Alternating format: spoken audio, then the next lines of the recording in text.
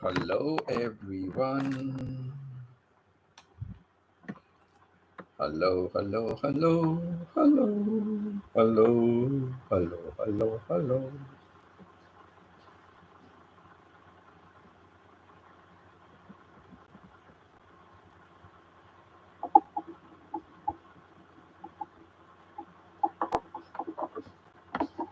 Hello, everyone.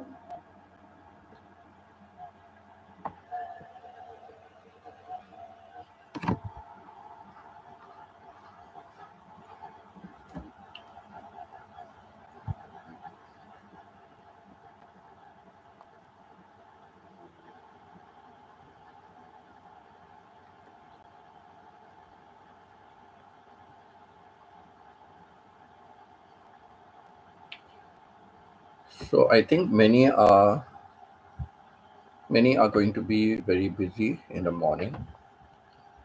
So let's see who will be here.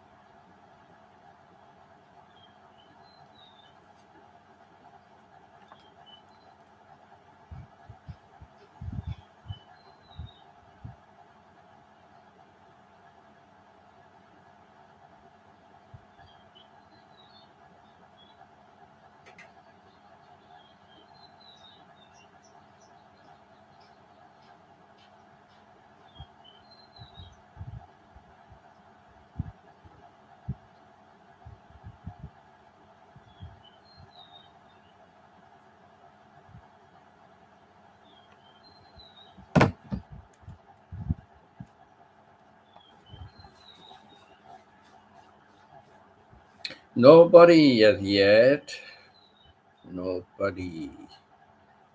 Nobody's turn. No, nobody's turn.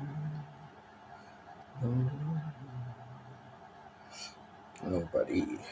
My friend from my friend from Melbourne has arrived yesterday, but they slept all day. So they wanted me to come this evening to have dinner, to go out for dinner. I want to take them out, I said. So, but then I said, no, can we keep it for tomorrow morning? We can have a lunch because it's very far for me to go there and come back. So I said we can have a lunch. So I'm just typing him a message now. He said it's okay. That's good. I'm just typing him a message. If it's okay, like we meet in the morning, give me a time, and then we can spend the day. And afternoon we can go back. If they are tired, we can go back to the hotel and sit there and chat.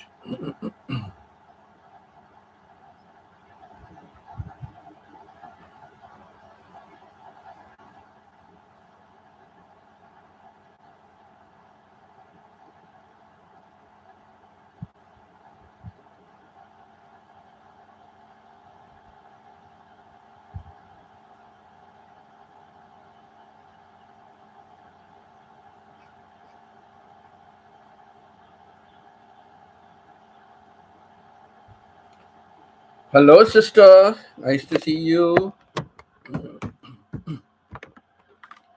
Good to see you, sister. How are you doing? Talent is a special ability to do something. Hello, Pita, main sites. How are you, Pita? Pita at school, watching while working here. Thank you. I appreciate it, Pita. You're really so good. And all your replays, you keep watching all my replays.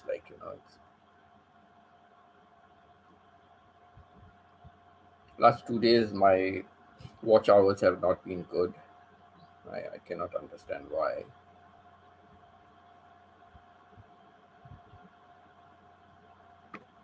Yes, I understand, Pita. Your volume has to be off.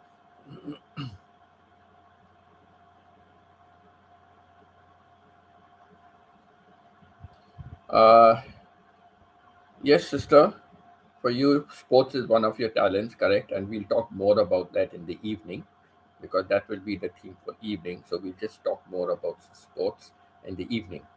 So yes, even for me, I also discovered only when I came to Christchurch, I discovered like how good I was in sports. So we'll discuss that in the evening a little more from my side also. Lots to talk about.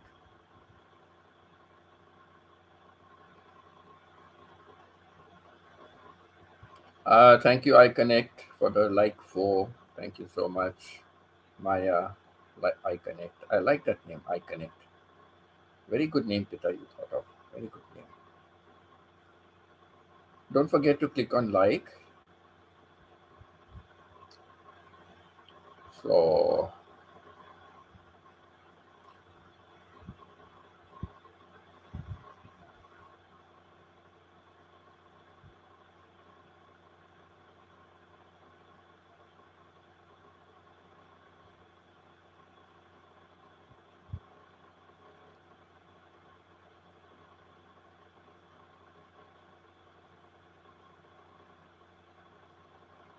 yes, sister, even being the office manager, it's very good. You have to manage the whole office. You have to sometimes do multitasking. So, from that point of view, of course, it's really, you discover how many things you can do, right? Like now, Pita is always multitasking, and I always give her credit because uh, I can't kind of do multitasking that way how she does. I cannot do it. To some extent, I do it, but then I go from one to the other, and then I forget about the previous one, and then I say, "Oh my God, where did I go?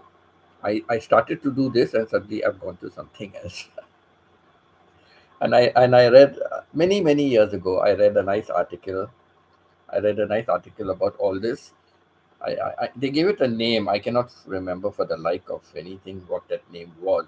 Like how they have HD, AD, and those kind of things. So uh, they said, when you reach the age of seniors, when you start to do one work, and then you suddenly think of something else and you do that, and then it goes on from one to the other, and you complete the whole day, and you haven't even finished the first task that you set out to do. So my hair is my hair is my hair is all over the place today. So let me put my hairband. I put my hairband and keep my hair in place, right? But I had a haircut recently, so that was good. So yes,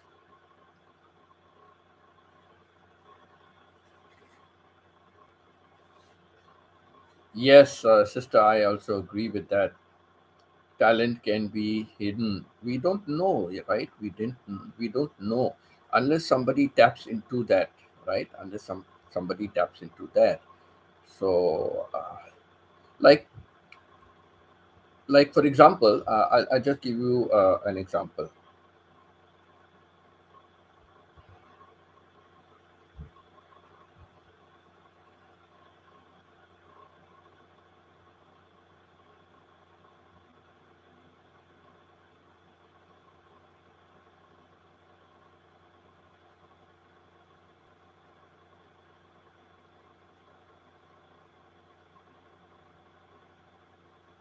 So, 1 minute.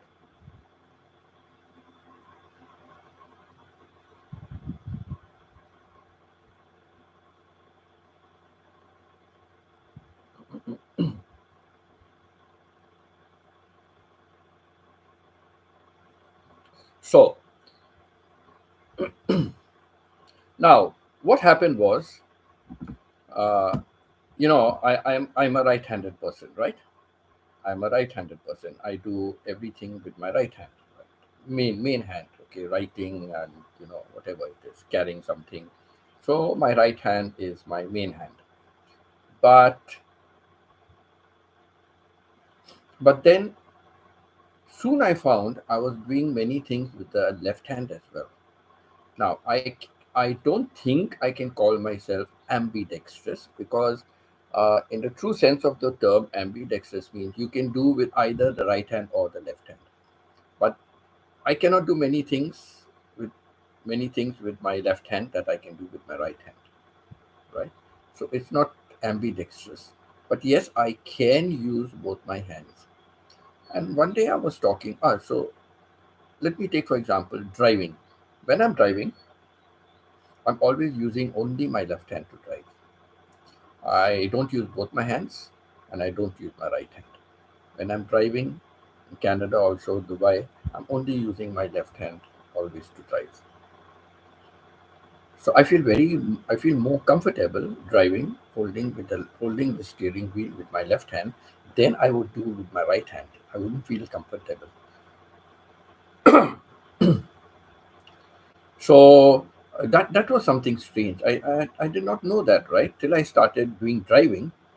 Then I said, how come I'm a right-handed person, but I'm so comfortable and more comfortable driving with the left hand rather than the right hand. So one day I was talking to Michelle about this, and Michelle gave me a theory. What she said is that she said, Dada, maybe you are ambidextrous, maybe you are ambidextrous, or maybe you are actually a left-handed person. Okay, she said, maybe you are ambidextrous, or maybe you are actually a left-handed person. But maybe when you were growing up, people who are left-handed, many times they are looked down upon, and parents keep saying, no, no, don't write with your left hand, do it with your right hand. No, no, don't do this with your left hand, do with the right hand. So she said, unless that was the case, and you were forced into using your right hand to do things, and that is why now you do things mostly with your right hand, but there are some things you can still do with your left hand. So maybe that's one of the theories, right? Because why am I so comfortable doing something? I feel I have a stronger grip with the left hand.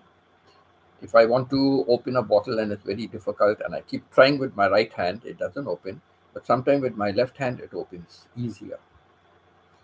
So, that's a good thing, So I was just thinking. So that's one talent, I discovered that I can use my left hand for many things. I can't write with my left hand. The writing is all over the place. But yeah, many things I can do, especially driving. I can drive more comfortably with the left hand than I can do with the right hand. So, yes, there are so many things that you never know till you do something, and then you discover, oh, I never knew I had this talent. Sister says,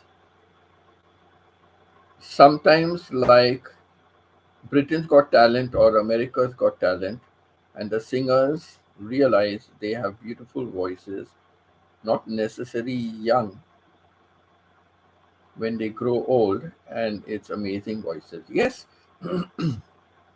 what is that lady that Boyd, no, something Boyd? She was pretty middle aged kind of, and she came on America's Talent, and then she blew the whole competition, right? I think she got placed second. I think in the finals that they had, I think she came second for that first year. But she's become such a successful singer, right? Well known now. So yes, it's absolutely true.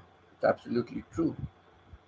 People have they said like they just sing for parties, or they just sing here, or they just sing there, or they just feel like maybe they have a good voice or something like that. So they try these talent programs, and then they become a raving success. And there are many times that I've heard the judges saying that when you first came and you started to speak and all, and we were just thinking like, oh no, I don't think this one is going to be able to sing, or I don't think this one really has talent. And then when they begin singing, oh my God, everybody is mesmerized. And even that, who's that main fellow, always critical, on the Britain and Americans Got Talent. And he himself, Susan Boyle, yes, sister, Susan Boyle. So he also like, he's mellowed down a lot compared to his early days. He's mellowed down a lot. But yes, yeah, Susan Boyle, correct. So you're right. So you never know when you are capable of doing something unless you do it, and sometimes you don't do it because you don't know about it, right? And then it's just that an opportunity comes along, and along with the opportunity, then you're able to uh, do something. So yeah, that's the thing.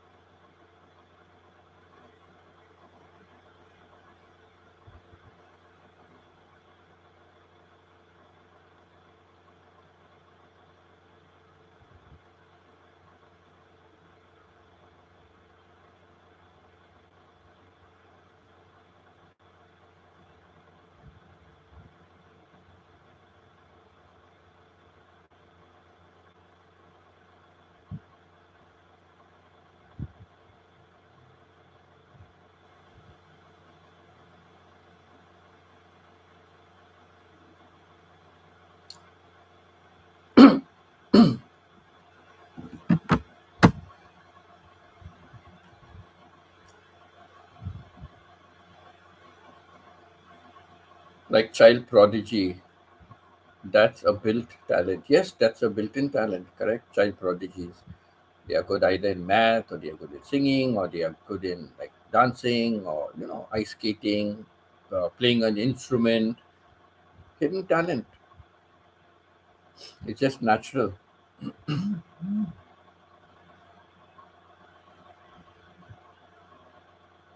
True, true.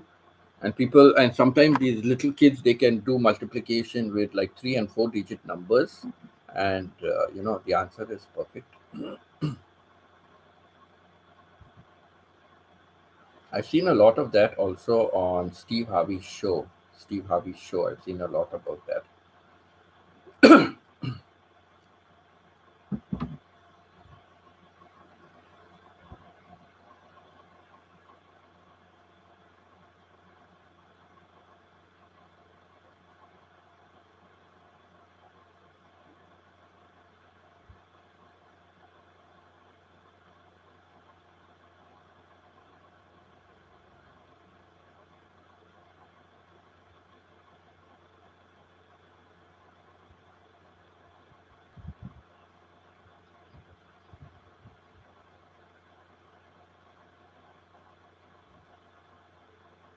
Something,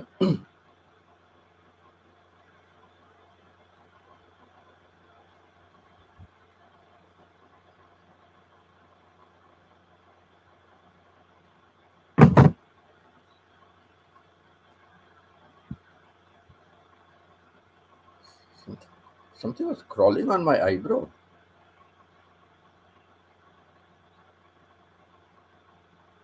Something was crawling on my eyebrow. Seemed to be like an ant. I'm not really seeing ants here. In the previous apartment I was living, there were so many ants, so many ants.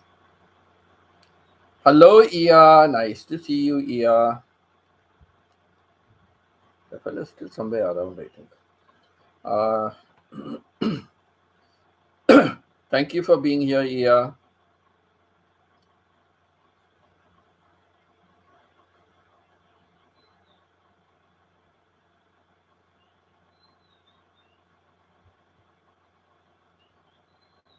Yeah, we will fail because we cannot do it, right? We will fail because we cannot do it.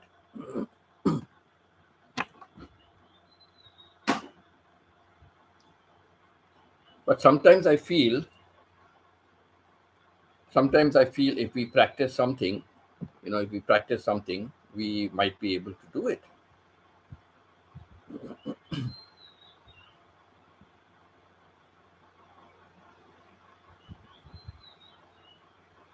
Ice water. Uh, I will make ice water. Yellow, yellow. Yes, yeah, yellow. I learned that term in. I was wondering what are they saying? Yellow, yellow, yellow. This is ice cubes, right? What are they saying? Yellow, yellow, yellow. And not ice cubes. Also, it's just a whole pack of ice. And they are saying yellow, yellow. What yellow? And then I found somewhere it was written YELO. I thought that yellow color, yellow. I thought like that. So then I saw, oh, YELO, yellow, yellow. Okay, that's why they just say yellow, yellow. Yes, yes. Uh, that is very good because you make full profit, right? Water is not that expensive. You get the water, fill it up in the plastic bags, put it into the freezer, and 5 peso for a bag of yellow, right? So it's almost like four peso profit. 4 peso profit, say 3 peso of profit because of the refrigerator cost, right? So say three peso profit also.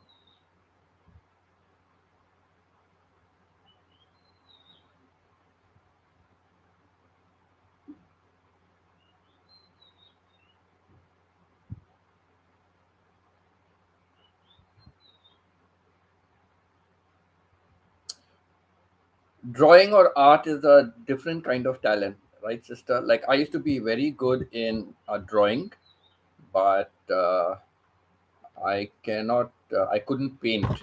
Very rarely were my paintings okay, but mostly I would mess it up with my painting. Then I started taking to shading. I started taking to shading. I'm going to uh, I'm going to see if Michelle will be able to scan all that, and I'll make it into a video or a short or something, and I'll show all my hidden talents. I still have, so many of those drawings and paintings and shadings. I still have it. It's in the Canada, Michelle's home. I still kept so many things. I am a hoarder of many things, but I like it. I like it. Yes, yeah, correct. Keep the keep the water in the fridge, and you've got ice. So I like it because it is, for me, it is like total profit.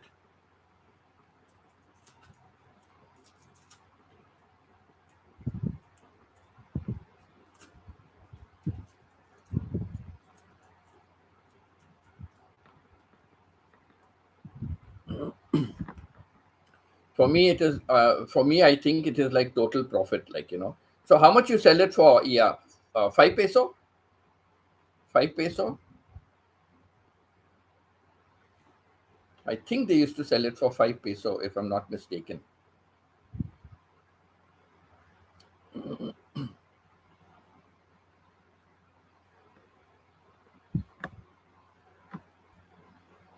Yes, 5 peso.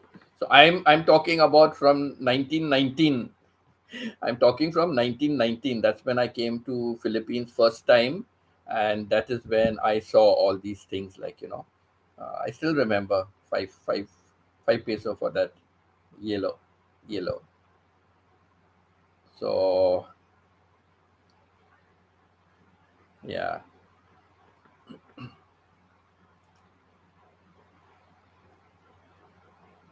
RC also is a bit of a RC is a bit of a profit selling product, right? RC Cola, RC Orange. That was quite a bit. I think about 2 pesos or something on each bottle. 2 peso, 3 peso. I don't remember.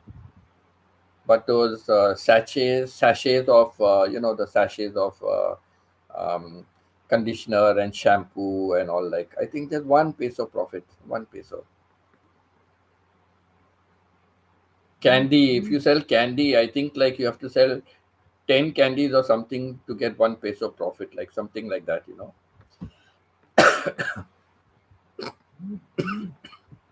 Sorry, excuse me. So not much profit in so many things, like in the sari store, no profit in so many things. Yeah, do you cook food and sell as well? Do you cook food and sell? Because I think that is also a good profit business. uh, Cooking and selling food, I think that's very profitable.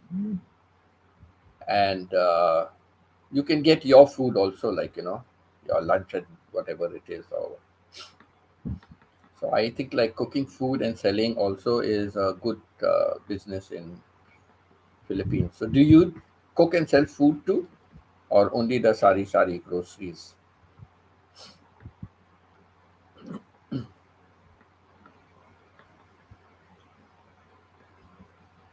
I think selling rice also is. Oh, I said, do you cook food and sell? Do you cook food and sell?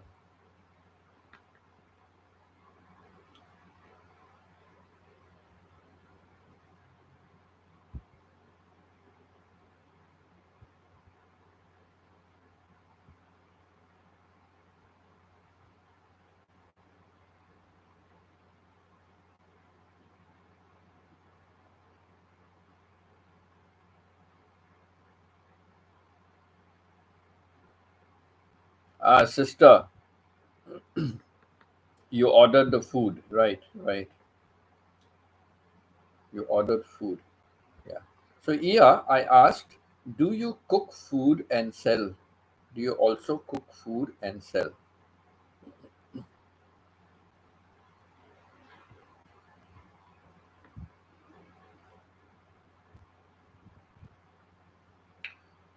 Yes, like even if people are selling some kind of sweets, let's say Christmas time, they are selling sweets. So there's so many kind of sweets.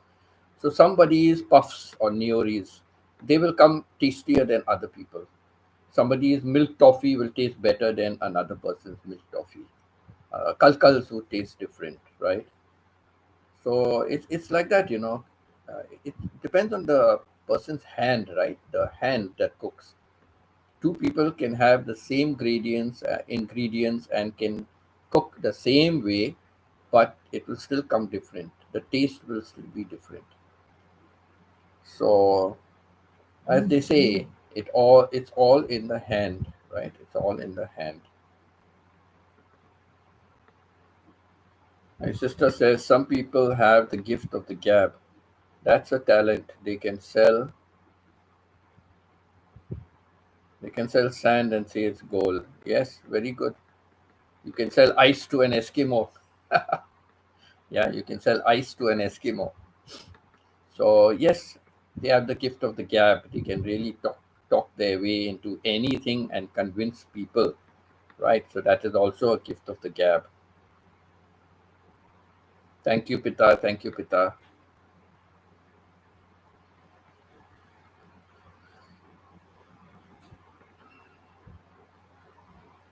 Thank you, Me Insights. Thank you, Maya.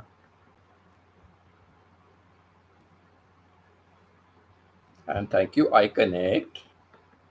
Nice name. I love that name. I love that name.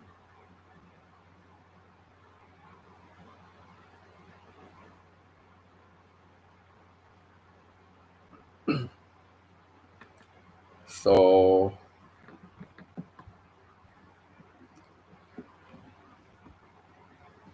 yeah, so talent can be so many different things, right? You name it, and people can have a talent in that. Balancing things on their head, right? Balancing things on their head, the gymnastics that they do, the acrobatic tricks that they do, right? That's a talent. Of course, people learn, people practice, but it must be in you. It must be in you. Then only you will be able to excel and do very well. It has to be in you.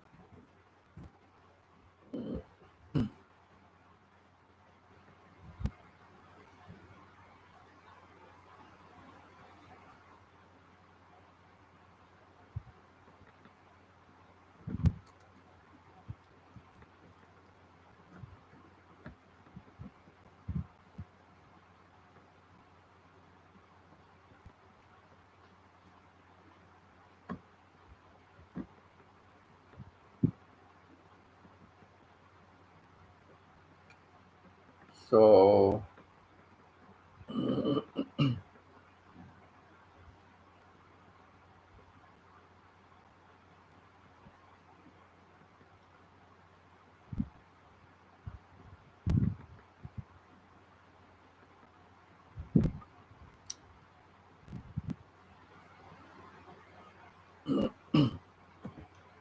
yes, so like I was saying, it is a hidden talent. It is there. It's only when you have an opportunity to display it that you realize that yes, I have this talent. I can do it.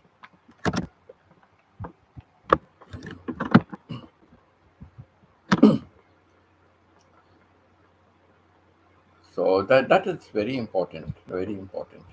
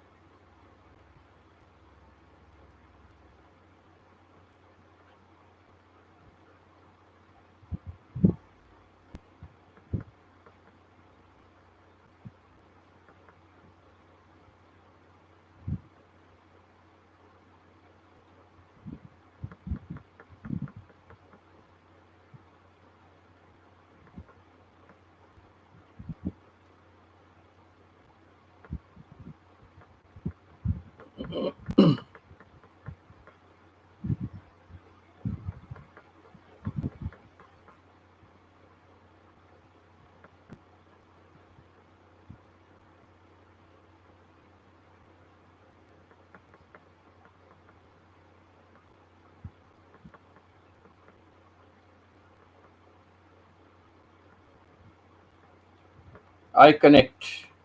Talents are given by God. Very true. Very true. The discovery thereof depends on the situation that comes comes along the way of life. However, exposure goes upon the compliance of the beholder. Very true, Pita, very true. Therefore, once the opportunity knocks, comply, act, and show. Right? Uh, Many times we back away. We feel shy about something, right? About doing something, we back away. We want to feel shy. Oh my God, what happened? I did not connect my headphone, or it came off. So we feel shy and we feel backward, to do something, but we never know that maybe a hidden talent. So when opportunity strikes, we are given the opportunity to do something. We should try it. It doesn't matter if we fail at it. If we fail, that means we know we cannot do it. But we should make an attempt to try it. So yes, Pita, I totally agree with that as well. It's right.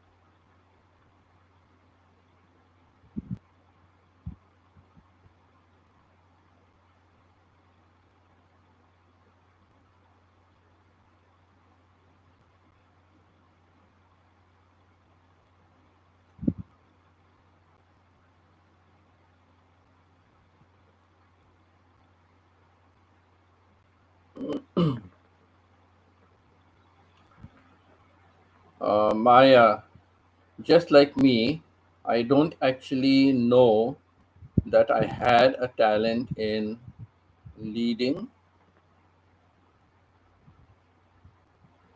not until I became the school principal. Very true, very true. But you see something over there, Pita. You don't see it in yourself, but somebody else saw it. Somebody else recognized that this person is going to make a very good head, right? And that's why they gave you the opportunity to do it. And it's lucky that you decided to take on, because it's a big role, right? And it's very good that you decided to take on that. So yes, you're right in what you say. You never realize that you can do something till you are given the opportunity to do it. Now, like many people say, oh, you need experience for your job. When you go for a job, they ask you, do you have experience? But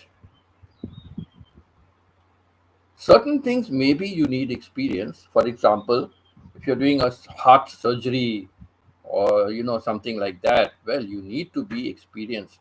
But then remember, there is always a first time when that surgeon did not have experience and he performed his first surgery. So performing on a model and performing in real life is two different things, because in real life you'll find the pressure going up, the blood rate dropping, the breathing dropping. You will find so many complications suddenly coming up, which is not there in a model.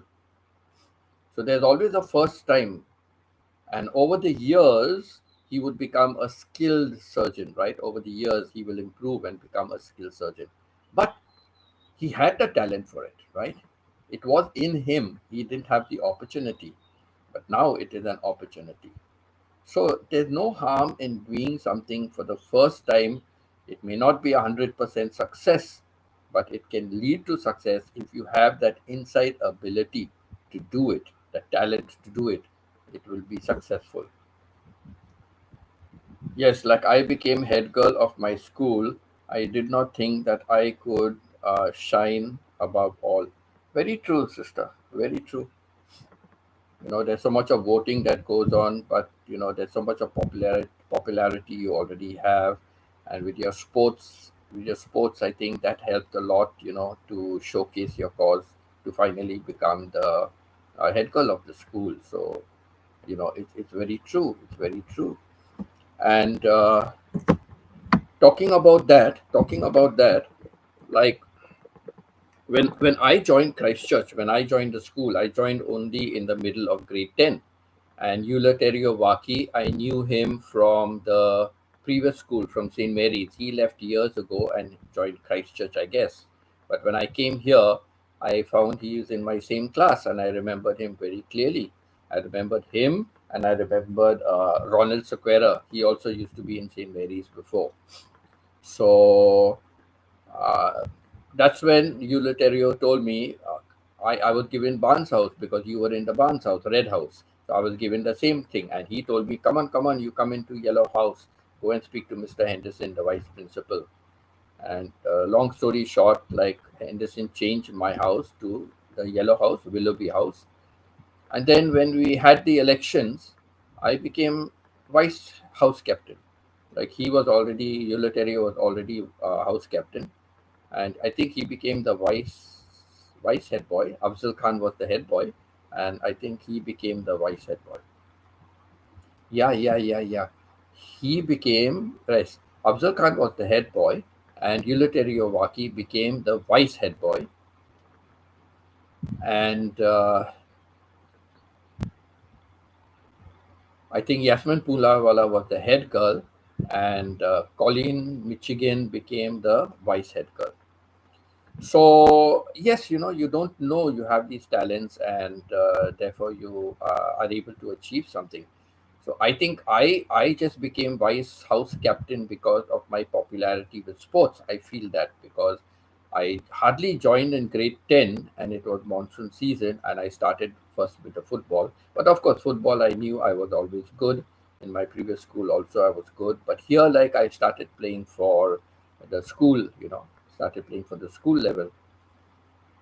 And then later on, when we came into athletic season, then I proved also in athletics. So we'll talk more about that later.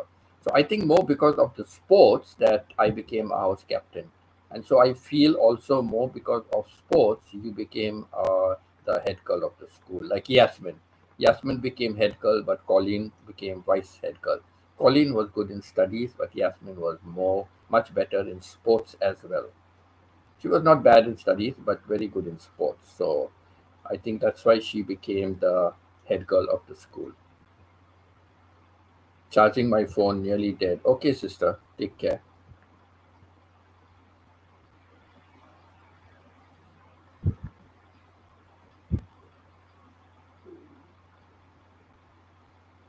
Yes, plumbers, electricians, some are jack of all trades. They can do like many of the things together. Some are only specialized, right? They are specialized only in doing one particular trade. It's either plumbing, but then they would know everything in and out about plumbing, right?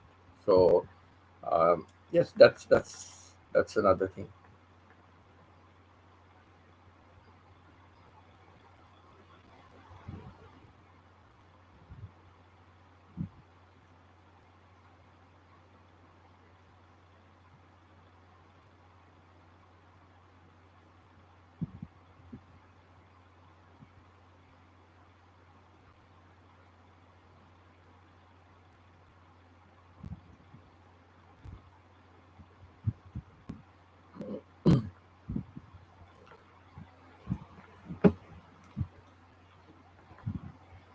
Did I miss out on anybody's comments?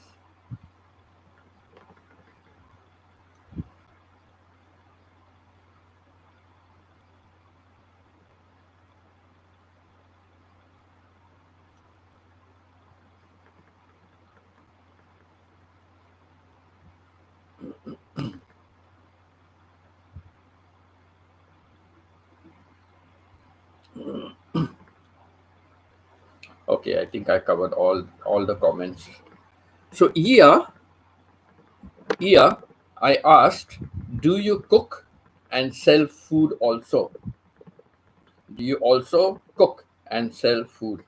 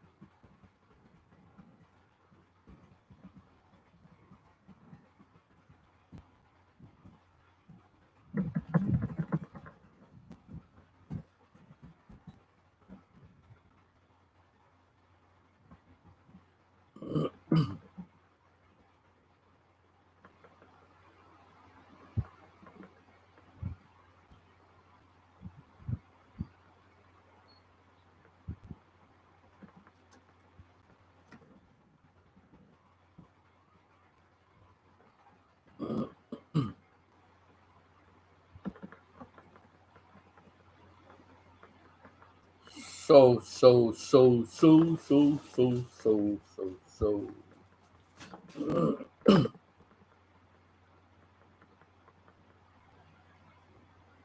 I think today is Thursday, tomorrow Friday. Tomorrow I will have no live streaming. Tomorrow I will not do any live streaming. I'll go and spend a full day with my Australian friend, okay, Raymond.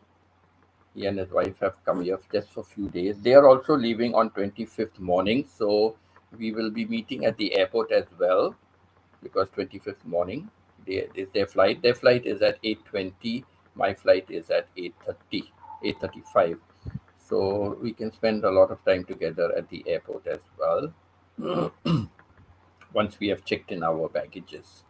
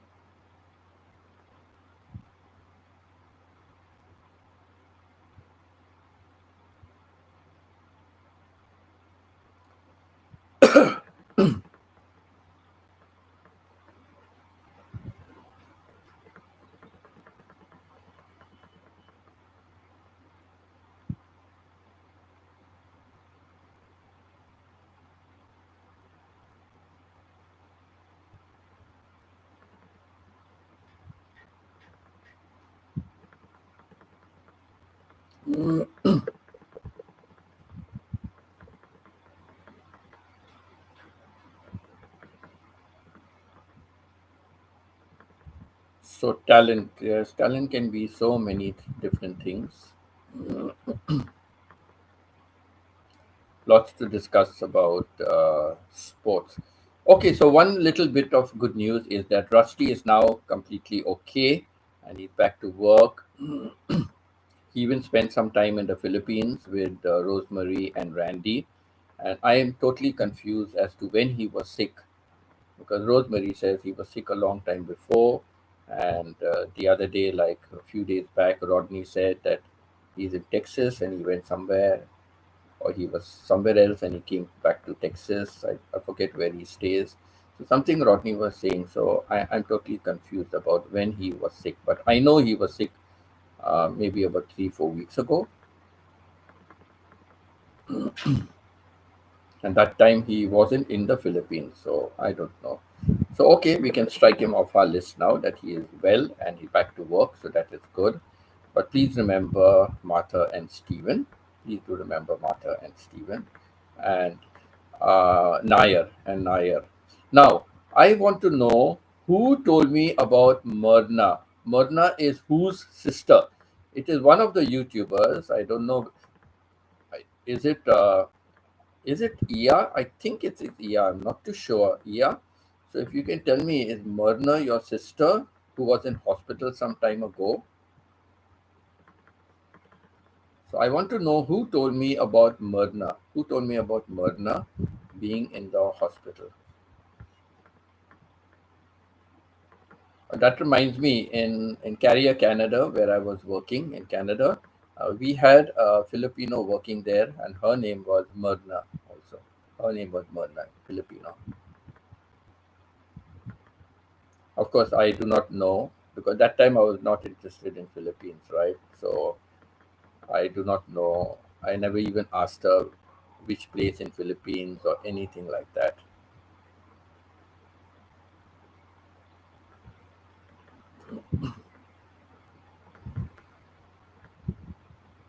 So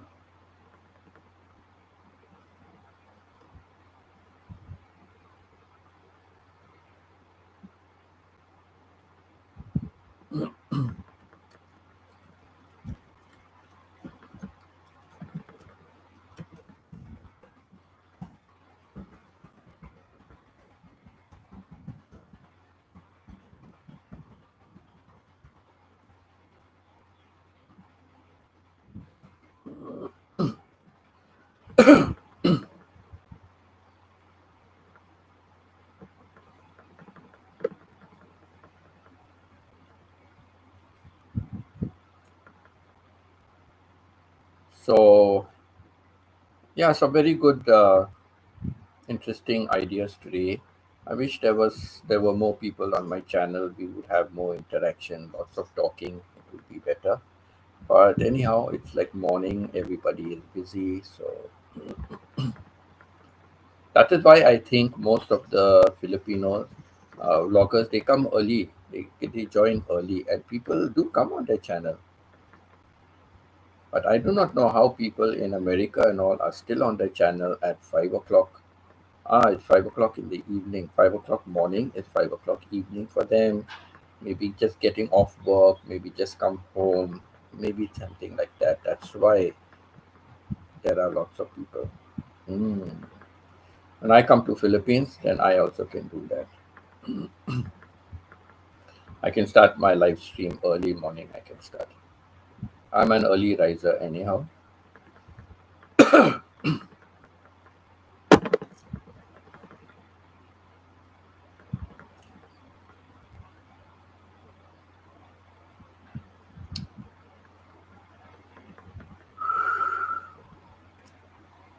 Once I become monetized on this channel. I won't do so much of live stream. Honestly, I will not do. I will do once a day. Once a day, I will do the live stream because I want to keep in touch with people, because interact with more people. Because doing two live streams a day, I'm finding like I'm missing out on a lot of other things to do. A lot of other things to do. I'm missing out on that. And now with the Parinder's offer, I have to really work. I've not been working on that. I really need to work and prove myself, right? So I'll have to devote a lot of time for that. So I'll have to cut down on my live stream. Either do one in the morning and sometimes do one in the evening just for a change. But evening, I will not get many people from the West. Right? Not that I have many people, but I'm just saying in case they come on, there won't be many people from the West. So morning would be just the ideal time.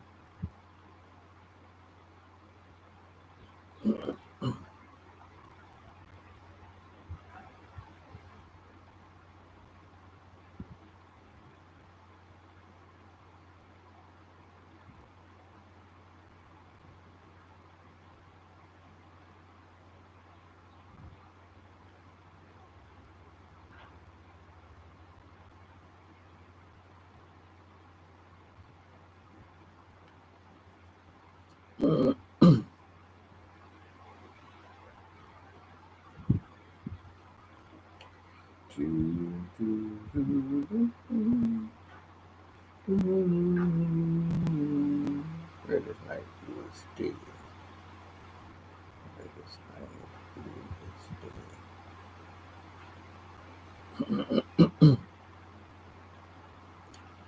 stay? Feeling hungry now. I am feeling hungry. I am feeling hungry.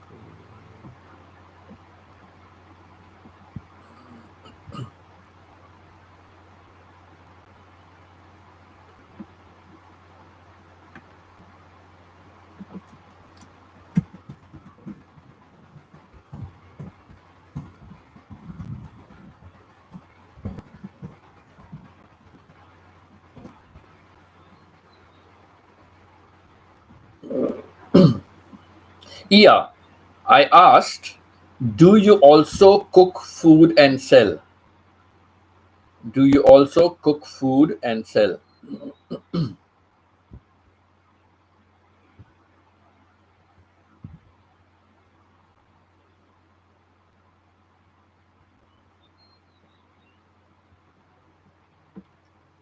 Because I think there is a lot of profit in selling food. I think there is a lot of profit in selling food. That is that is what I have noticed from the first time I was in Philippines.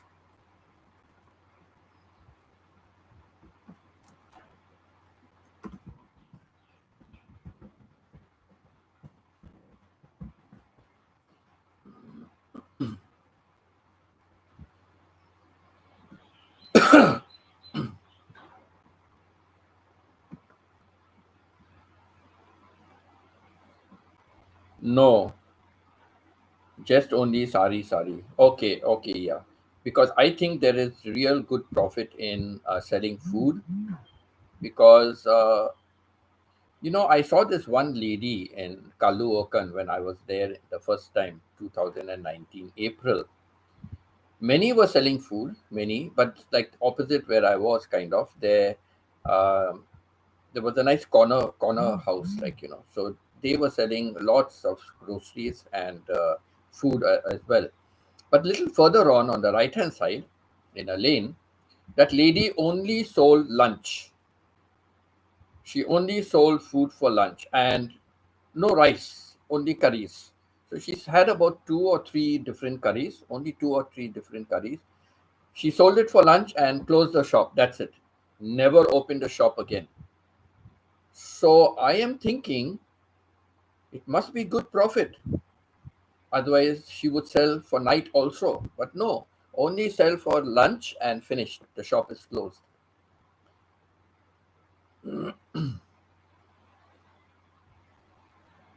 So that's why I was thinking the food business is good.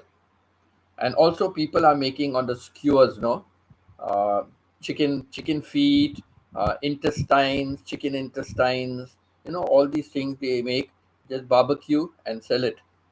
They make a good profit of that. They make quite a good profit also doing that barbecue. So from my side, I don't know, I just feel the food business is always a good business.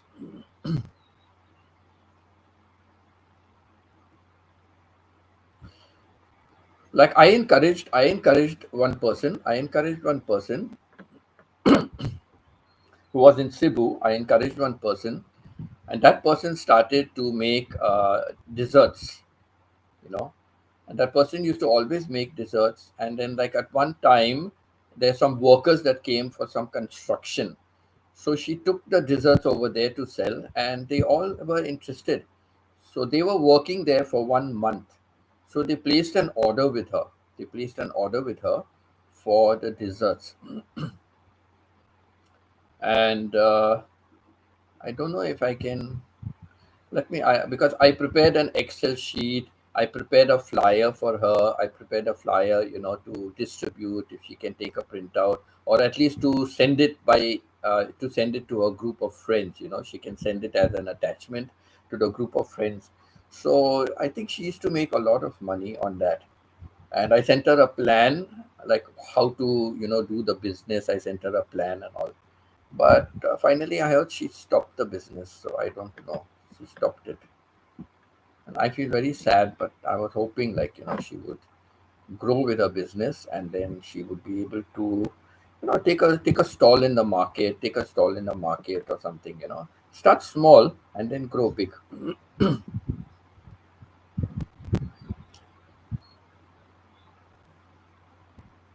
Yes, I agree with you, Ia. It also depends on the area where you are staying. So it depends on the area.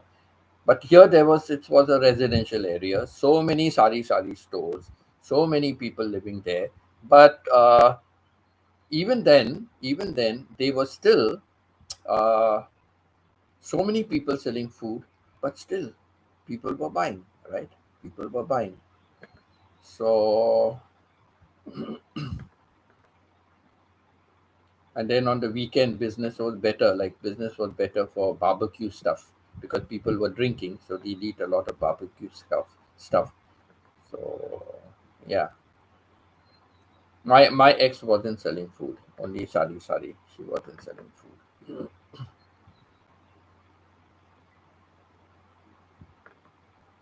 Do you sell rice? Do you sell rice? Yeah, rice.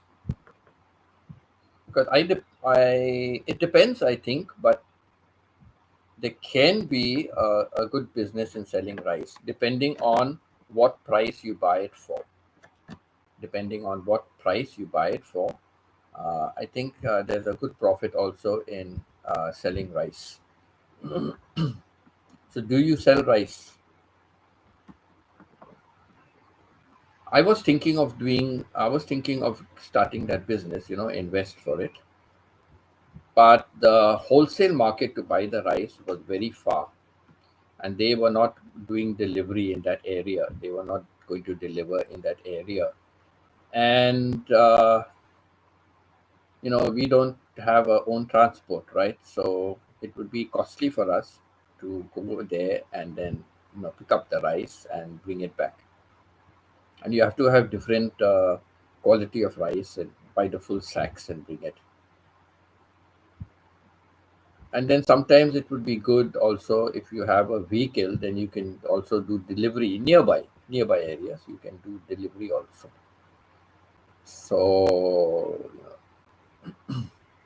So and if we bought it from some other distributor, if we bought it from a mid distributor, then the profit was not much. The profit was not much. So yes, I looked into the rice business. Of course, you don't sell liquor and cigarettes. You said you don't sell that.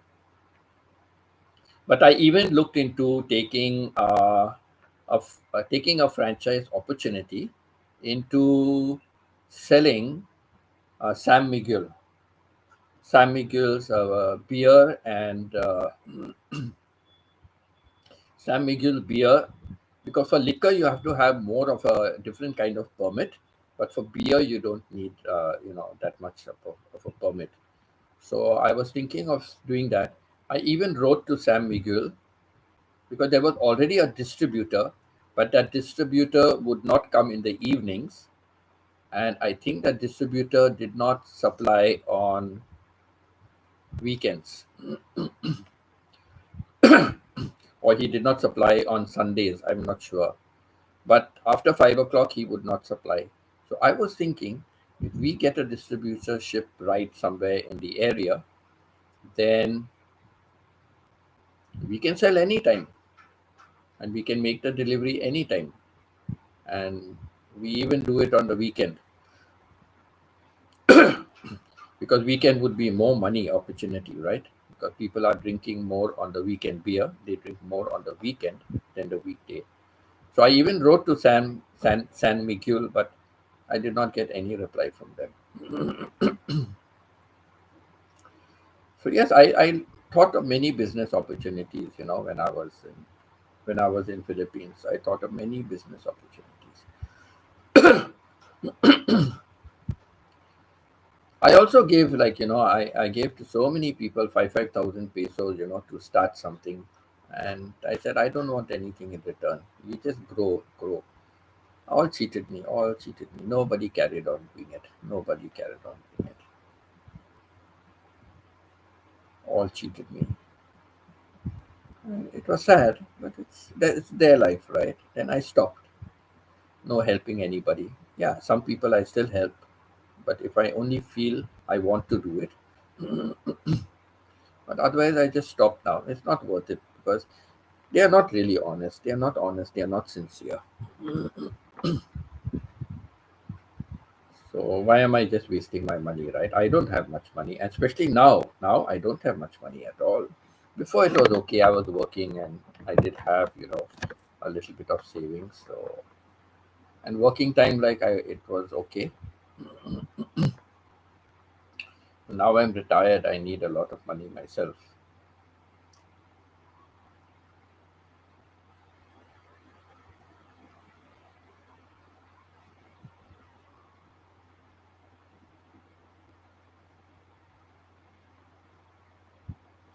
No, you don't sell liquor, but do you sell rice? I know you don't sell cigarettes and liquor and beer and all. I know you told me before, but do you sell rice?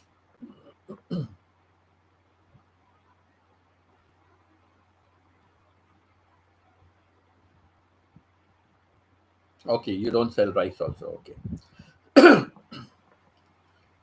because this is all the businesses I used to think of. If I have a Filipino partner, I said like I would like to start, something, because see, whatever it is, you invest money by having a business, you get the money back again. But if you just use that money for buying stuff, to survive and live, that money is getting over. There's no money coming back. There's no money coming back. That money is gone. Once you spend it, it's gone. But when you have some small business on your own, you're spending money, but you're getting money back again, and you're getting profit also. So you know that money is growing, right? That money is growing.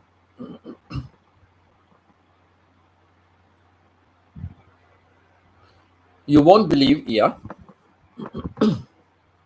I have had many people with business ideas. I have had many people with business ideas. So that's a very good talent I have.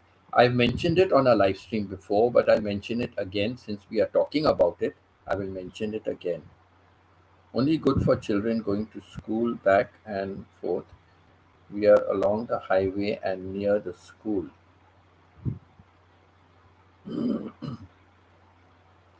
So, you mean your sari store is good for mainly for children? Your sari store good for children. Okay. Okay, and you are near a highway. So Iya, just a suggestion, okay? If you are near the highway, food is a good business because people will stop by, correct? If you're near the highway, food is a very good business because people will stop by. So do your sari, have your ice cream and all for the children. Yes, for the children, it will do well for all that. But if you also introduce, I do not know who all are in your family, but you can also start selling food.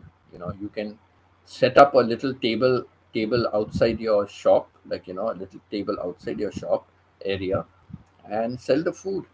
People will buy. Being on the highway, it will have good access people for people to stop by and buy.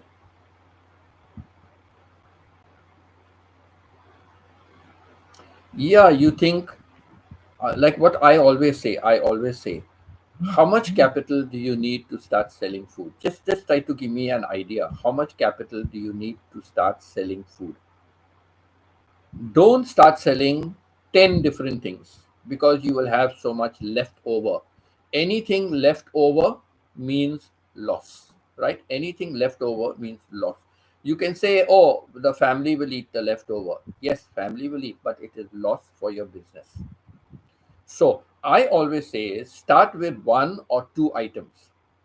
Start with one or two items. Let us say there is a shop selling lechon. Many shops are selling lechon, but there's one shop which is the best shop. He's only selling lechon. He doesn't sell anything else. Why will people go far away just to eat lechon over there? Why? Because they know it's worth going there. It might be a little expensive, it might be far to go, but they know it is worth going over there. So you make what I call one signature dish, one dish which will be fast selling, one dish which people will want to eat all the time, and one dish which will be tastier than all the other people who are selling around you. So you have to practice and make that special dish and sell only one dish.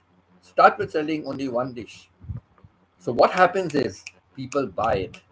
Okay, people will say, wow, this is really tasty, this adobo is so tasty compared to the adobo in the other shops, or this sinigan is so tasty compared to the sinigan in the other shops. So what will happen is they will come only to your shop. They will come to your shop to buy that food. So first you start making a small quantity. Let it be if it sells. Supposing I'm just saying you make a small quantity of 20 food packets, all right? You make a quantity that will sell to 20 people. You have made your profit. It will sell fast and you've made your profit for 20. So what you can do, use your profit to reinvest in the business. You have your stock money. Now use your profit to reinvest, and maybe now instead of 20, make 30, then make 40, or make 20, make 30, and then add another dish.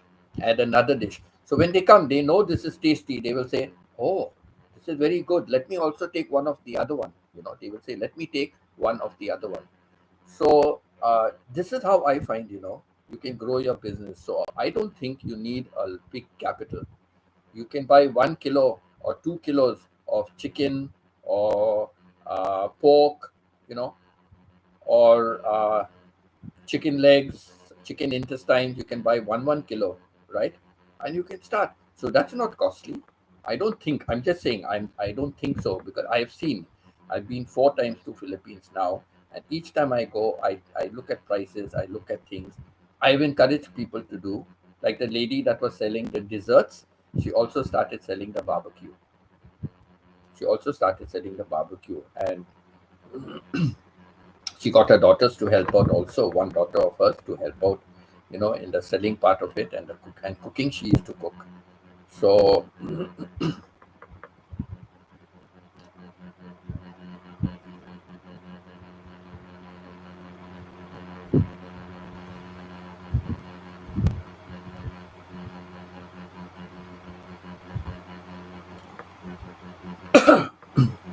okay, yes, I guess everybody is not cut out for certain things, right? Everybody doesn't have an interest for certain things, right? Because food also preparation, a lot of time goes into preparing, right? A lot of time goes into preparing. So a copier machine is also good. All right. Now let me give you let me give you how I helped somebody in Dubai. Okay, I helped somebody in Dubai. All right. So this was a man who was selling stationery. He used to first be working in a stationery shop himself, and then he started his own business, or his own stationery business. All right. So he used to go to schools, and he used to, like, promote his stationery business. So the first time he came to my school, I don't mind promoting somebody, right? So I said, okay, this is what we order. I gave him a small order. Please bring me. First, I asked him for a quotation, and then I placed an order, and I said I was the vice principal. And the principal told me to order. So I placed an order, and his quality was much better. I told him bring samples before, right? He brought samples, so his quality was much better than where I was buying from a big stationery shop. Big stationery shop. So that way, then I started giving him photocopy. We used to do a lot of photocopy for the school, a lot of photocopy. So I asked him about photocopy. So he said, yes, I can do. So I gave him one order, and I said, it is a sample. I want to see how it is, and I want the price. Now, yeah, he was living in Dubai, but he used to go all the way to another province, to another emirate called Sharjah, called Fujairah, which was like about 4 hours driving, 4 hours driving from Dubai to go there, and another 4 hours to come back.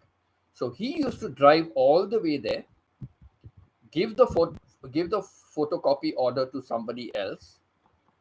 Then he used to bring it when it is ready. He will come back to Dubai, and then when it is ready, drive again over there to pick up the order and come and give it out.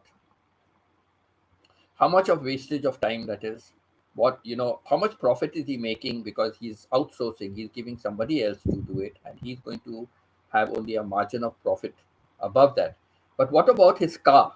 He's driving all the way 4 hours there, 4 hours back.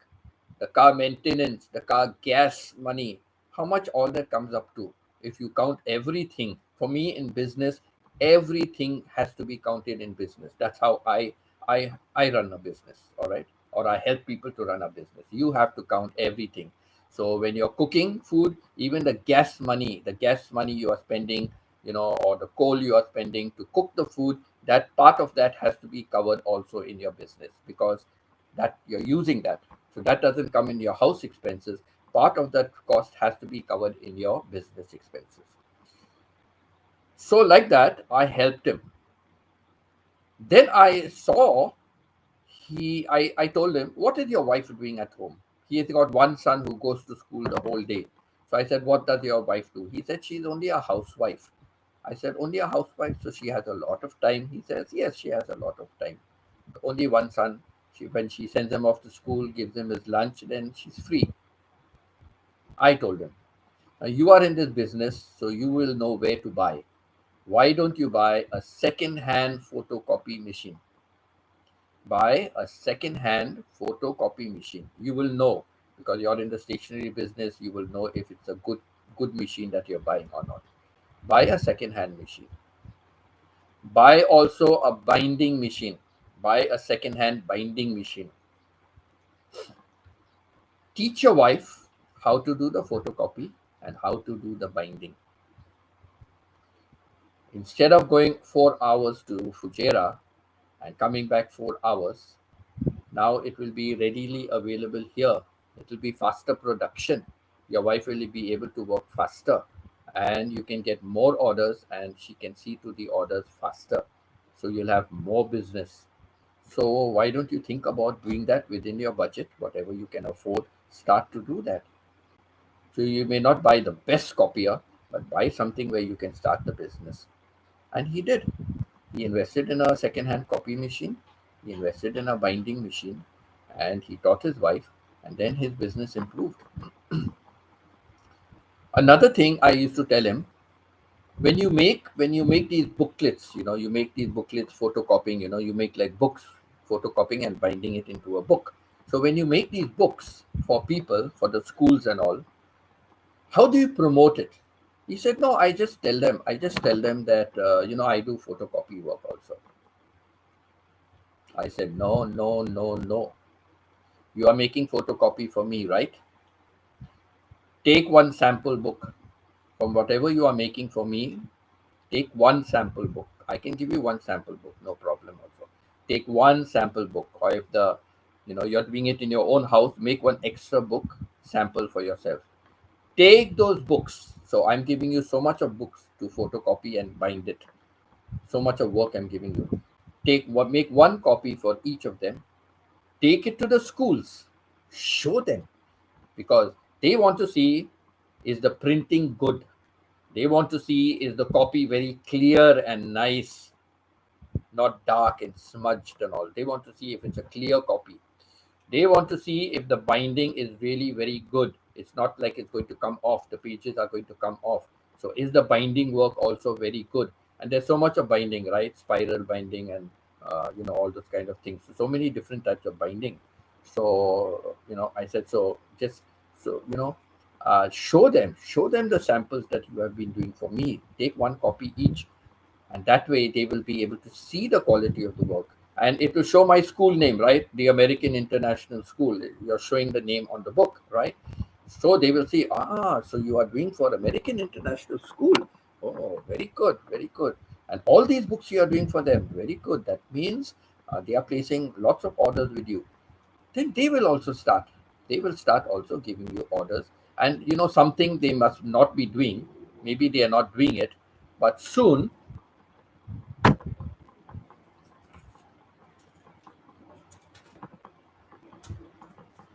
So maybe they are not doing something, but soon they will give you the business, right? They are not doing something.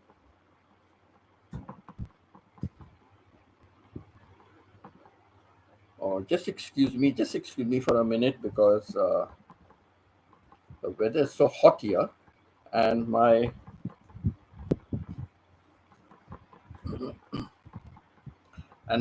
backdrop has fallen. So just spare me a little time, please. Let me just get this fixed.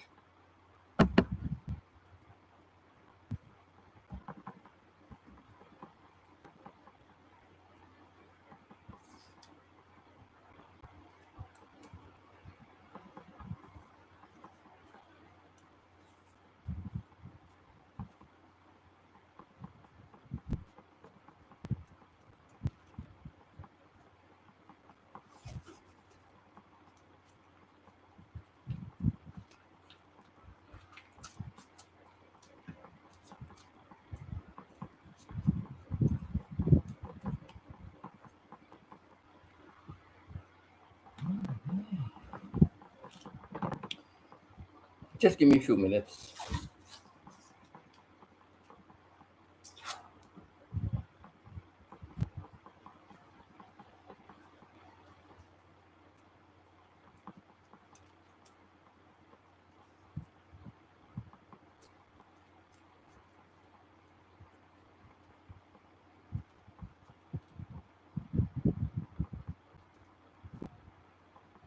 Okay, I hope that holds up just for now, right?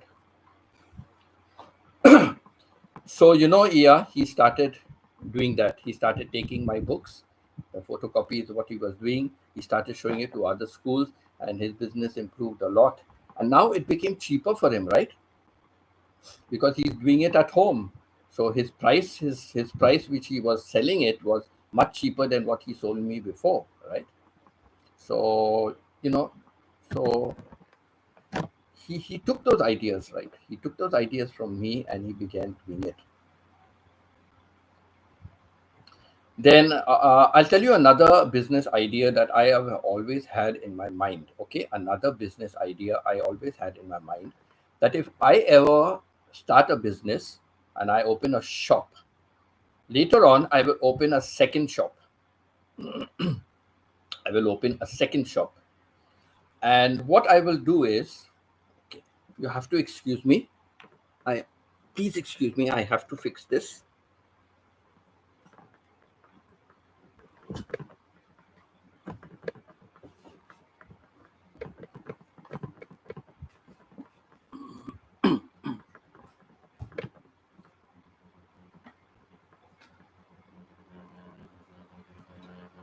The weather is so hot. The walls, the walls get so hot over here.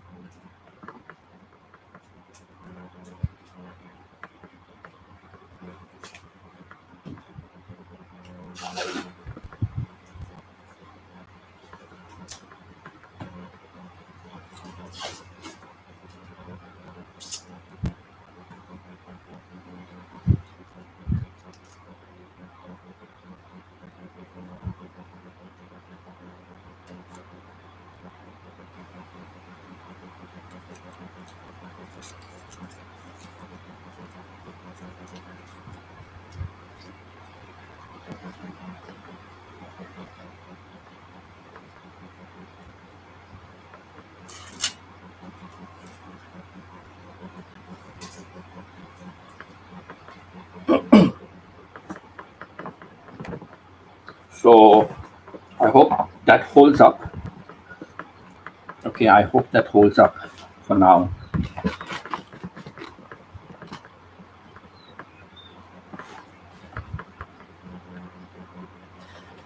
So I hope it holds up for now. Okay, let me get back into position. Okay, so sorry about that. My backdrop was falling. You stay away from the fan for few seconds and you are sweating. So yeah, he was able to now sell it even at a cheaper rate. And see, no driving 4 hours and 4 hours coming back, no driving so much.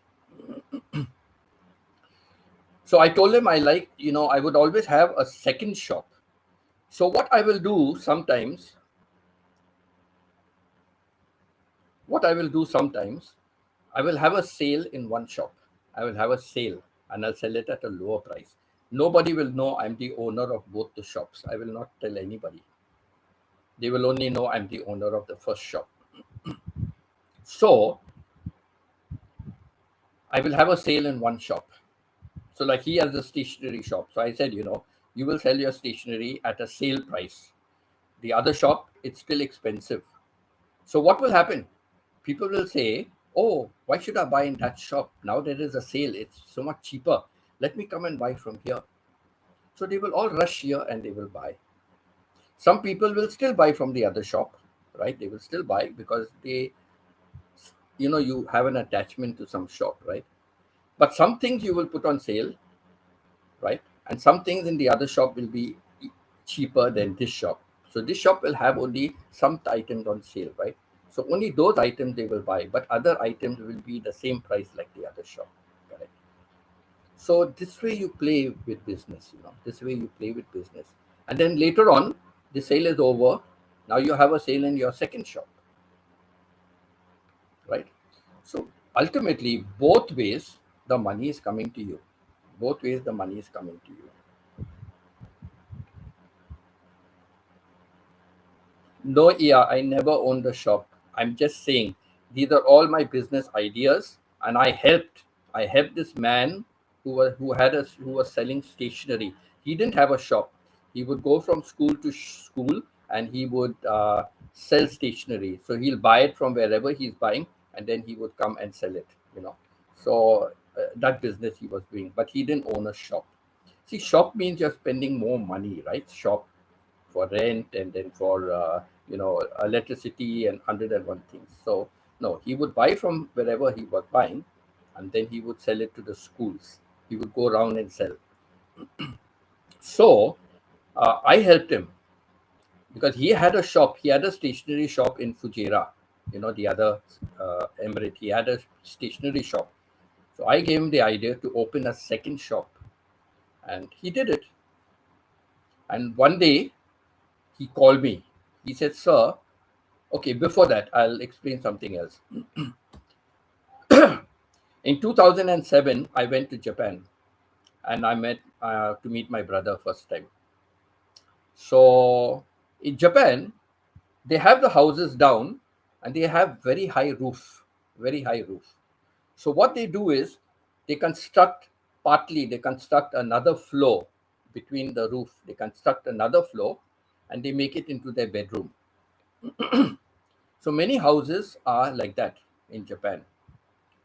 So once when I had been to his Fujairah, I had just been once before for a trip, just like that. I said I want to come and see your stationery shop, and maybe I can give you some ideas about that.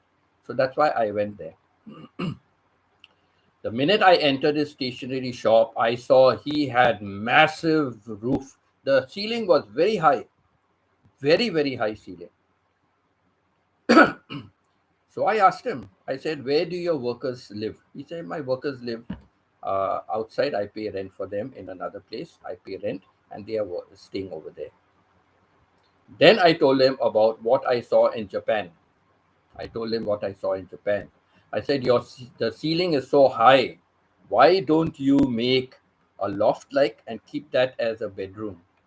And they workers, they don't need beds and all. They just fold up the bed, keep it one side.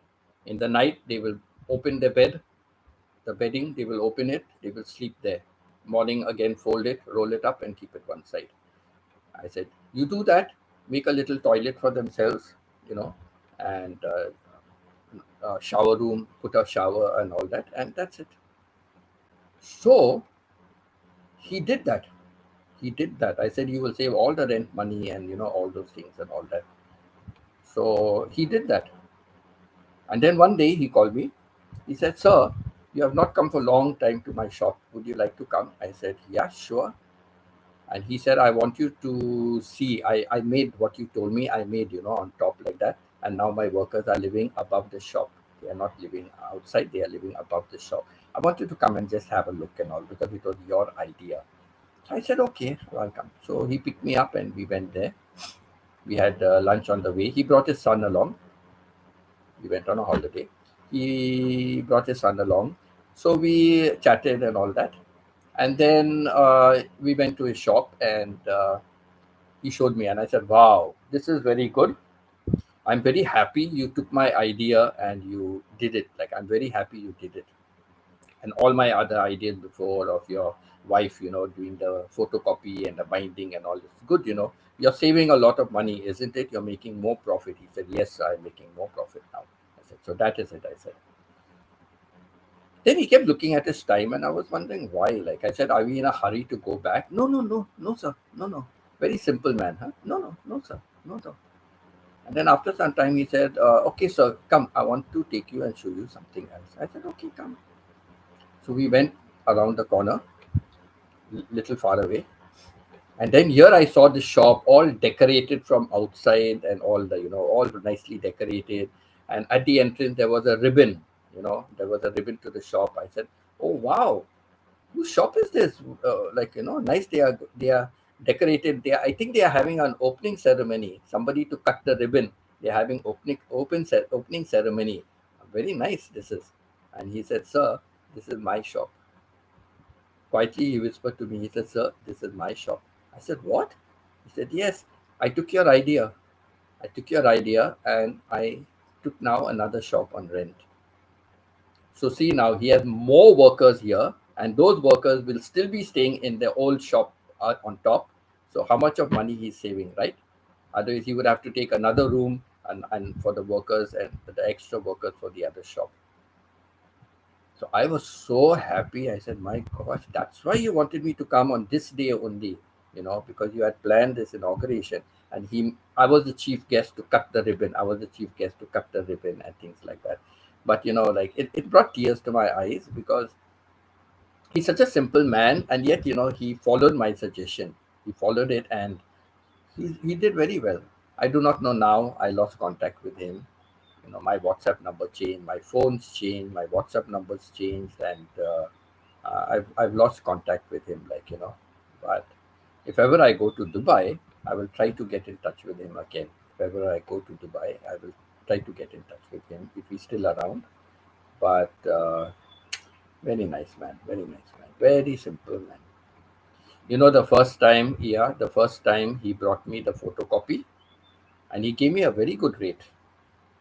So I said, "Are you sure?" He said, "Yes." I said, "Okay."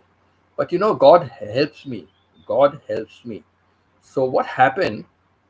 I was just flipping through some books, just at random. I was just flipping through to see that binding is okay, everything is okay. And suddenly a paper fell out from one of the books. A paper fell out. So I picked up the book, I picked up the paper and had a look. It was the receipt. It was a receipt for the money he paid for getting these books photocopied and bound, for doing the binding and photocopying.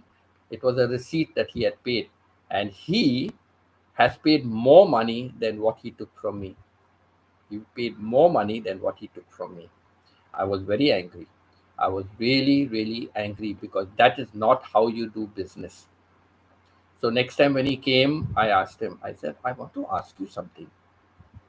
Last time you gave me that photocopy, and I was thinking, you have to travel all the way to Fujairah, then drive back again. So I was just thinking, are you sure you charge me? Are you sure you charge me enough to make a profit?" "Yes, sir, I'm making profit also. Don't worry, I'm making profit on that." But when he started to talk, he was stammering, he was stuttering and stammering a little. So like he's not telling the truth, and his face also changed. His face changed, and I knew he was not telling the truth because I also had this original receipt. So I told him, I said, "You sure?" "Yes, sir, sure." I said, "No." I said, "No." I said, "You have charged me less and you have paid more for it." "No, sir, really, I promise you I didn't." I said, "Don't make false promise. Don't make false promise." I said, because God works in many ways. And he's a Muslim. So I used his God's name, like Allah. I said, Allah works in many ways, I said. Remember, Allah works in many ways, I said. So must never lie. Always be truthful, I said. Because showed me a way. Allah showed me a way that you charge me less. And that is not the way you do business. Oh my God, he started like crying. "I'm sorry, sir. I'm sorry, sir. Please, sir. I'm sorry, sir. It was only I wanted your business, because you do lots of photocopy. I wanted your business." I said, "Yes, but you cannot charge me higher for the remaining things I give you. You have to keep the same rate, which means you are losing business. So that's not the way to do business. That's not the way. You don't sell for less and you don't sell for no profit if you are not getting profit. You cannot do that business. Simple matter. That is how business is to be run." So I'm very angry. I said, "I'm very angry. I feel like stopping. I feel like stopping." So now, if this is your original price, you paid for it, and then you have to also add some extra money for your profit. You have to add extra money for your profit. And he said, "Sir, how you got this receipt?" I said, "Allah, God, no, Allah, Allah. Okay, put the receipt. You put the receipt in one of the books, and that is how I got the receipt." So then from that day onwards, he was always very honest, very honest. Of course, he was not dishonest for me, he was dishonest about himself, right? But that's not the way to do business. You cannot sell something At the most, you sell something at an even price, no profit, no loss, right? You sell it at an even price, no profit, no loss. That is okay. At least you know you're getting your money back. But selling something less than what you pay, that's not business. So like that, that is when I thought about the idea of him getting a second hand machine, a photocopy machine, a binding machine, and letting his wife do it. And it saved him a lot of money. He was now able to make more profit, more profit. I said, you keep the same price. What you would be charging people outside, they are paying you. You keep the same price. Even for me, I'm going to pay you still the same price. But it means your profit is going to be much more. So like that, he was very grateful to me, very grateful, and he followed every advice I gave him. Every advice I gave him. So I have very good business ideas. I have very good business ideas, and of course, I have to see the location. I have to see the location. I have to see the area. I have to look at all that, and then only I can be able to give better advice, right? Like you might not have people buying food in your area. So what is the point of opening a food business, right? So yeah, this I've got a lot of ideas. I've got a lot of ideas. I don't know how much land area you have around your house. It may be your own house, it may be a rental house, I don't know. I don't know how much land area you have around your house. I don't know if you are growing anything around your house, but if you have a little bit of land around your house, always grow enough for self sufficiency. You can grow so many things like onions, potatoes, herbal medicine, herbal plants, green, leafy vegetables. You can grow so many okra, onions, okra. So many things you can grow, which you can use for your own self. You don't have to sell it. Just grow for your own food consumption, right? You can grow so many things. Just a little bit of land if you have around your house, you can grow so many things for self consumption. So you don't have to buy. You don't have to buy okra. You don't have to buy onions, potatoes. The cost of onions and potatoes keep going so high, right? Sometimes it is low, but sometimes it is high, but always high. It's always expensive. Here also in Thailand, onions and potatoes, they put it together and they weigh it. It's the same price. It's very expensive.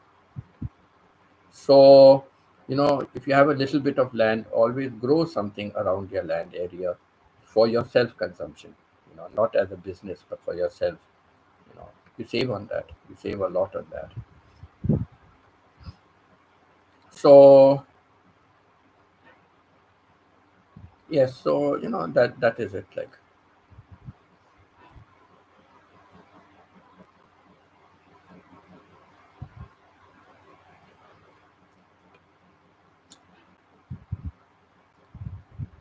Yes, Pita, you know the story about my business acumen. So,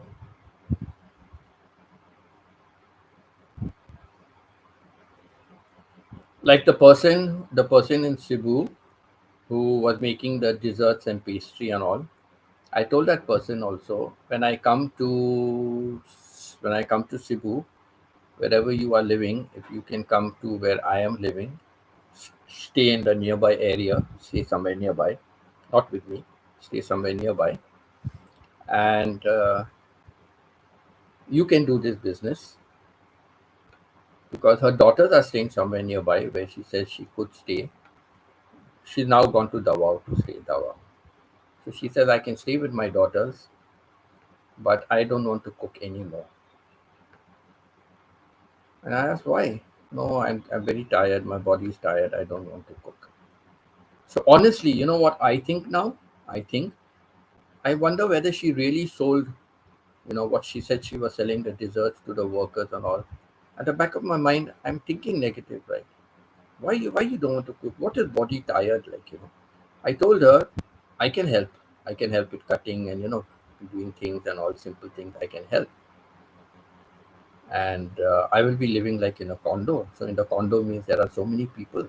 We can make flyers. We can by word of mouth. We can spread the message that you are making desserts. You are making these barbecues, And when they have birthday parties and they have anything like that, they can do orders, for parties and all that.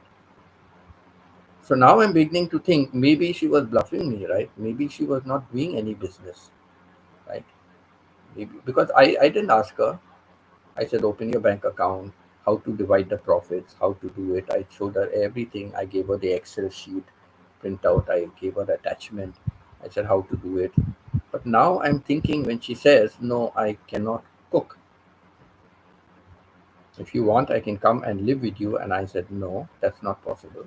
Because she's married and separated. So I said, no, that's not possible. But if you want, I can help you to grow your business. I can give you the ideas and I will control it because I am there in Cebu. I will control it. If you agree to that, I'm controlling. I'm not taking anything for myself. No, I don't. But I will control it so that I see that you can increase and make more and more profit. And then you take a stall in the market, take a stall or something, a food shop in the market on rent and do your business there. So but she said no. She said she's doesn't want to cook. So now I'm thinking she told me lies from the beginning. She must be not making the desserts or barbecue. She was not making anything like that. So anyhow, that is whose loss, not my loss, right? That is her loss, correct? So it's okay. It's okay. So I told her no. In that case, you stay where you are in Davao. You stay there only. No need of coming to Cebu, staying with your daughter. No, I don't need to see you. I don't need to know who you are. I told her straight away, no, there's nothing. You don't want to cook? That's okay. You stay there. I have two kids. I have two kids, yeah. This year, I don't look it. I don't look. Many people say I don't look my age. But in the month of May this year, I will be 70, 70. I will be 70 years old in month, but I don't look it. And I'm still fit. I'm still, good and strong. And I can still walk fast. And I have two kids. My daughter, she will be 40 years old. She will be 40 years old in, my God, 40 looks old and I'm 70. Yeah, 30 years difference. So she will be 40 years old in April this year. And my son will be 37 years old in in March this year. In March this year, my son will be 37 and my daughter will be 40. Yes, I don't look, yeah, I don't look it at all. People always still say I look around 50 to 55, like people still look. And now I'm not caring about my health. I'm not caring means for my face. I don't put cream on my face. I don't do all this. My hair is going white. I don't bother to dye it regularly. I used to do it before. Now I don't do it. It's okay. This is my age. Whatever is my age is my age. But I don't look. And my whole family is like that. Yeah, my whole family. My sister also. You see my sister. My sister is only 1.5 year younger than me. So in October, my sister will be 69. She doesn't look it. She doesn't look it. So we are blessed with that. God, hidden talents. Talking about talents, God has blessed us with young looks. God has blessed us with young look. My whole family. My whole family. My mother is now 87, but she does everything for herself. One, one, 1 month ago, last month, she went on her own to the US to her friend's place. From where she got money to spend her own savings, whatever little savings she has been doing. She, my daughter takes care of her. My daughter sends her money, so she's been saving from that some money, and she went with her own savings. She went to US on her own, and the people over there were angry with us for sending her because she's 87. But you know, she went on her own. But she was okay. She stayed for a month and then she came back. She met many people over there, her friends, and then she came back. So uh, that's how it depends. So we are all blessed with looking young. We are all blessed with looking young. And so that's why I was hoping I will find a partner in life. Life is getting boring alone. You come home, you need somebody to talk to, somebody to pass your time with. I thought I could live alone. I thought I could always live alone because I was always house and family, on my own. I don't have friends. I don't go around with friends. I don't hang around with friends. So, hello, Parinda. Nice to see you, Parinda. Still in Krabi, or have you gone to your home? Yes, yeah. Thank you. I don't look my age. So, this life has become a little boring, so I just want to find somebody. I want to find somebody and spend the rest of my years with. You need somebody to come home, to interact with, to talk, because I don't have friends to hang around with. No friends to go and meet. I don't have. So uh yes, after my wife passed away, now it's more than 5 years. So then I decided to leave Canada. Very expensive living there. Even if I work, my salary is not enough to manage. So I decided to come and live in Southeast Asia. It's cheaper living. I don't get pension as yet, but when I get pension, also it's not going to be a lot of money, right? It's not going to be a lot of money, but it will be enough to live, in this part of the world. So yeah, so this is my life story.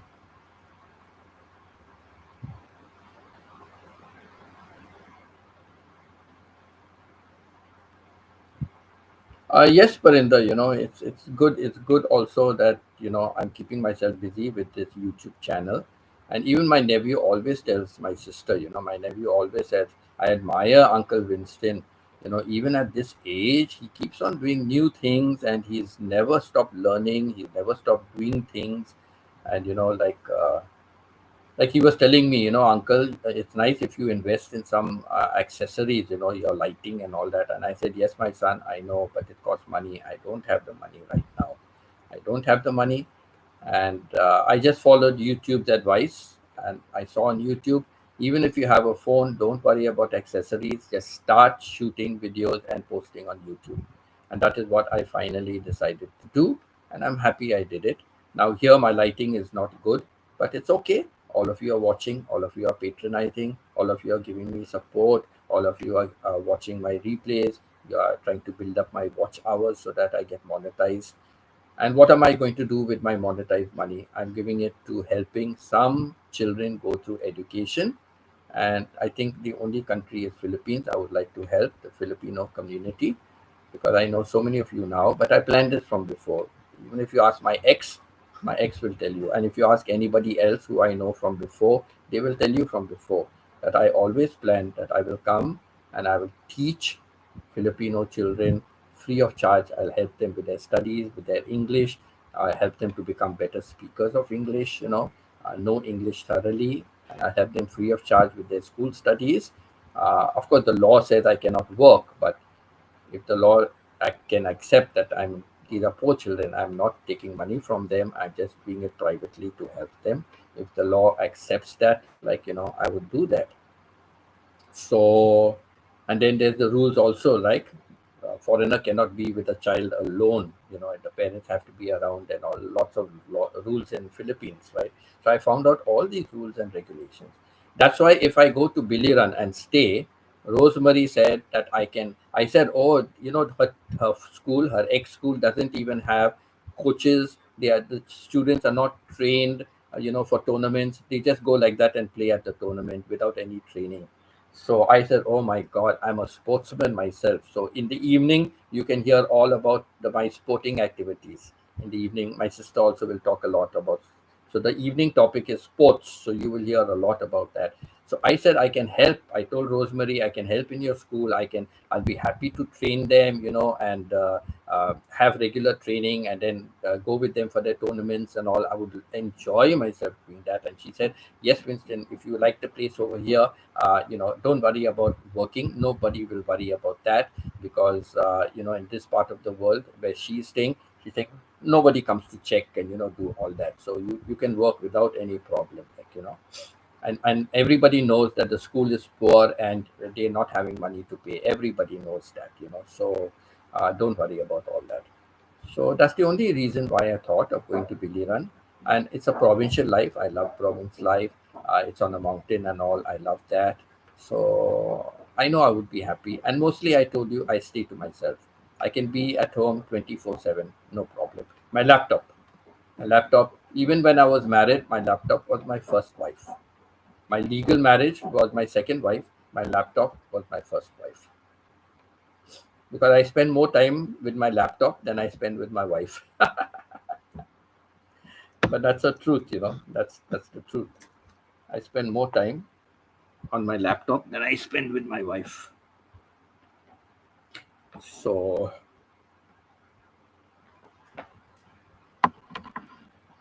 so that's my story.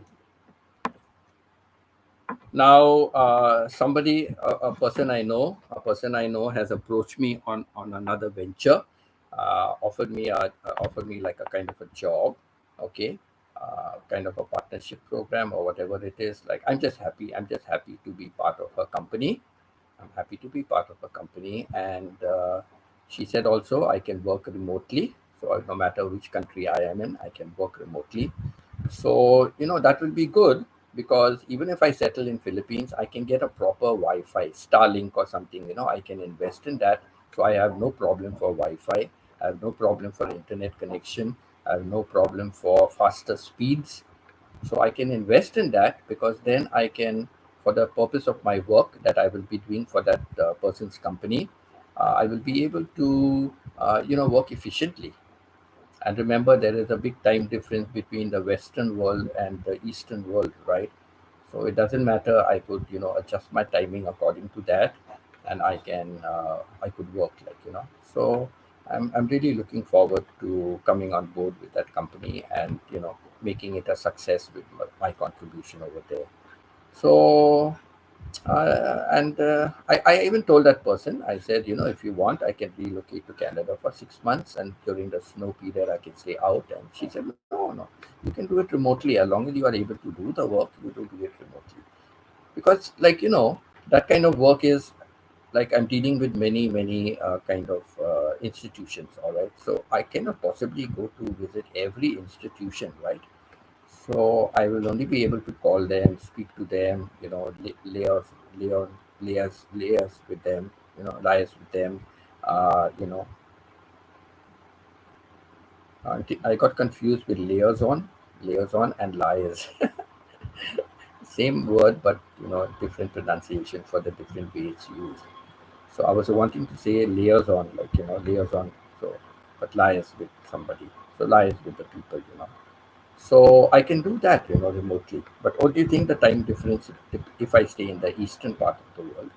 So the time difference would be there, but I can work through the time difference, no problem. I can do that. Anyhow, I sleep after midnight. Usually, I sleep after midnight. Like last night, I slept at about 1 o'clock. I slept at 1 o'clock, and 4 o'clock I was up again. I'm okay. If I get about 3 to 4 hours good sleep, I'm okay for the full day. I'm okay with that. But usually I get up to pee like around 4 o'clock or so, and then I take my laptop, I put on social media and all that.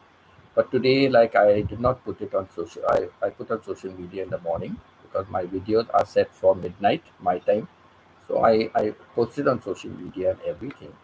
So I didn't have to get up early today, and I thought I will get up early later on, but when I came back from the pee break, I looked at the phone. Then I put my phone down, and I was thinking about something. Okay, let's do this. Let's do that.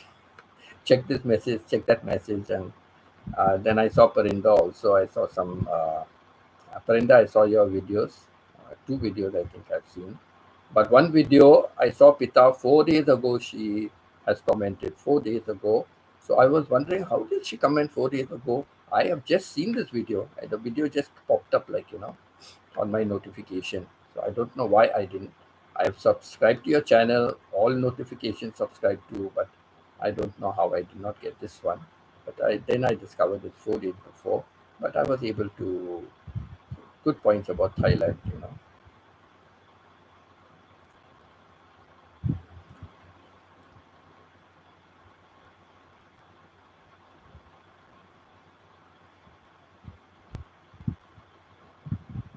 Yes, I like to be very authentic in my work. I like to be truthful and honest in my work. And I have been praised a lot for my honesty. I've been praised a lot for my honesty. So is that a talent somebody has? An honesty is a talent, being honest, I don't know. But I was working for Walmart in Canada. One of the first jobs I got there was not the first one of the first ones. I worked many things before that. So I got the job as a cashier in Walmart. And in that year, Canada took out the plastic notes, $100 bills. $100 bills were plastic notes, the Canada took out. Now, these plastic notes, when they first came out, they were sticking to each other. You have to really, make sure they come apart. Yeah, they were sticking. And there was this black lady, an African lady. She was passing by and she bought a lot of stuff and she gave me money. So I was counting it carefully, really, taking the money, on my fingers and, uh, you know, really trying to separate it, like, trying to separate the note. And I counted, how much extra she gave me? $600. She gave me 600 Canadian dollars extra. So I had to count it 2 and 3 times. And she said, "What happened? Is it less?" And I said, "No, ma'am, not less, but I think you have given me a lot more." And she said, "Really?" And I said, "Yes, these notes are new. They are sticking to each other. So, ma'am, please be careful whenever you are giving. Please use, a sponge or use something and count it properly because everybody might not be honest. So please count carefully." So I counted it carefully because otherwise I will have to pay from my pocket, right? If it becomes less in the accounts. So I counted carefully. Yes, it was 600 extra. So I gave it back to her and I put the rest in my till and then I gave her the receipt and all and sent her. So that happened. Another time, another time I found in my aisles, where the people are coming like and paying up for their thing, like, so in my aisles, when we don't have a customer, we are supposed to go and tidy it up. They keep some last minute things in the aisle, right, on the cashier, next to the cashier. So somebody will buy extra stuff, so they keep some kind of stuff there, candy, sweets, chips, all those things. So people might suddenly say, "Oh, let me just pick up." So extra sale it becomes. So we have to see if any stock is running out, then phone up to somebody or go and get the stock or ask somebody to bring stock and put it there. And we make that out in our report as well. So thank you, Pita. So I found a diamond ring. There was a ring with a diamond stone on it. I found that ring. Not that I know it's diamond, but I surmised, thinking, looking at the stone, I thought it is diamond. But anyhow, whatever it is, whether it's diamond or not diamond, I took it, I gave it to my customer service manager. I told my customer service manager, I found it in my aisle. So most probably, I think it belongs to some customer, right? It was in my aisle, my cashier aisle. So maybe it belongs to some customer. So, uh, you know, I don't know what you want to do with it and keep it in case some customer comes. You can, give it to them. Next day, one of the workers in some other department in Walmart only, but in the same Walmart, came into our sitting room, you know, and said, "Who is Winston? Who is Winston? Who is Winston?" So I was having my lunch because apparently she found out my duty schedule and she went to my cash and register, but I wasn't there. So then she knows I'm on break. So they told her I'm on break. The CSM, the customer service manager, said I'm on break. So she came into our uh, room, like, and "Who is Winston? Who is Winston?" So I just raised my hand. I said, "I'm Winston." And she came, she threw, young girl she was, she threw her arms around me and gave me a big hug and kept saying, "Thank you, thank you, thank you, thank you so much, thank you so much." And I didn't know what to do. I cannot hold her back again. you know. I'm just staying like that while she's holding me, and I'm just wondering now what is happening, like, what's the thank you for? And then when she finally released me, I said, "What are you thanking me for?" She's saying, "You are the one that found my diamond ring." And I said, "Oh, I don't know whose diamond ring. I thought it belongs to one of the customers. So, yes, I found it in my aisles. I don't even know if it's diamond or not," I said, "but I found the ring And I gave it to so and so, my customer service manager. I gave it to her. And she said, yes, because I went to find out if anyone, because I never thought I'll get my ring back, because anyone who finds that ring and if they feel it's a diamond ring, they are not going to return it for sure. But, and she said, like, more than the value of the diamond, more than the value of the diamond, the ring has more value than that because it is my engagement ring. So it has more value for me, not the cost of the diamond, but the value of being an engagement ring. It has more value of that for me. And I really went home. I was crying the whole night.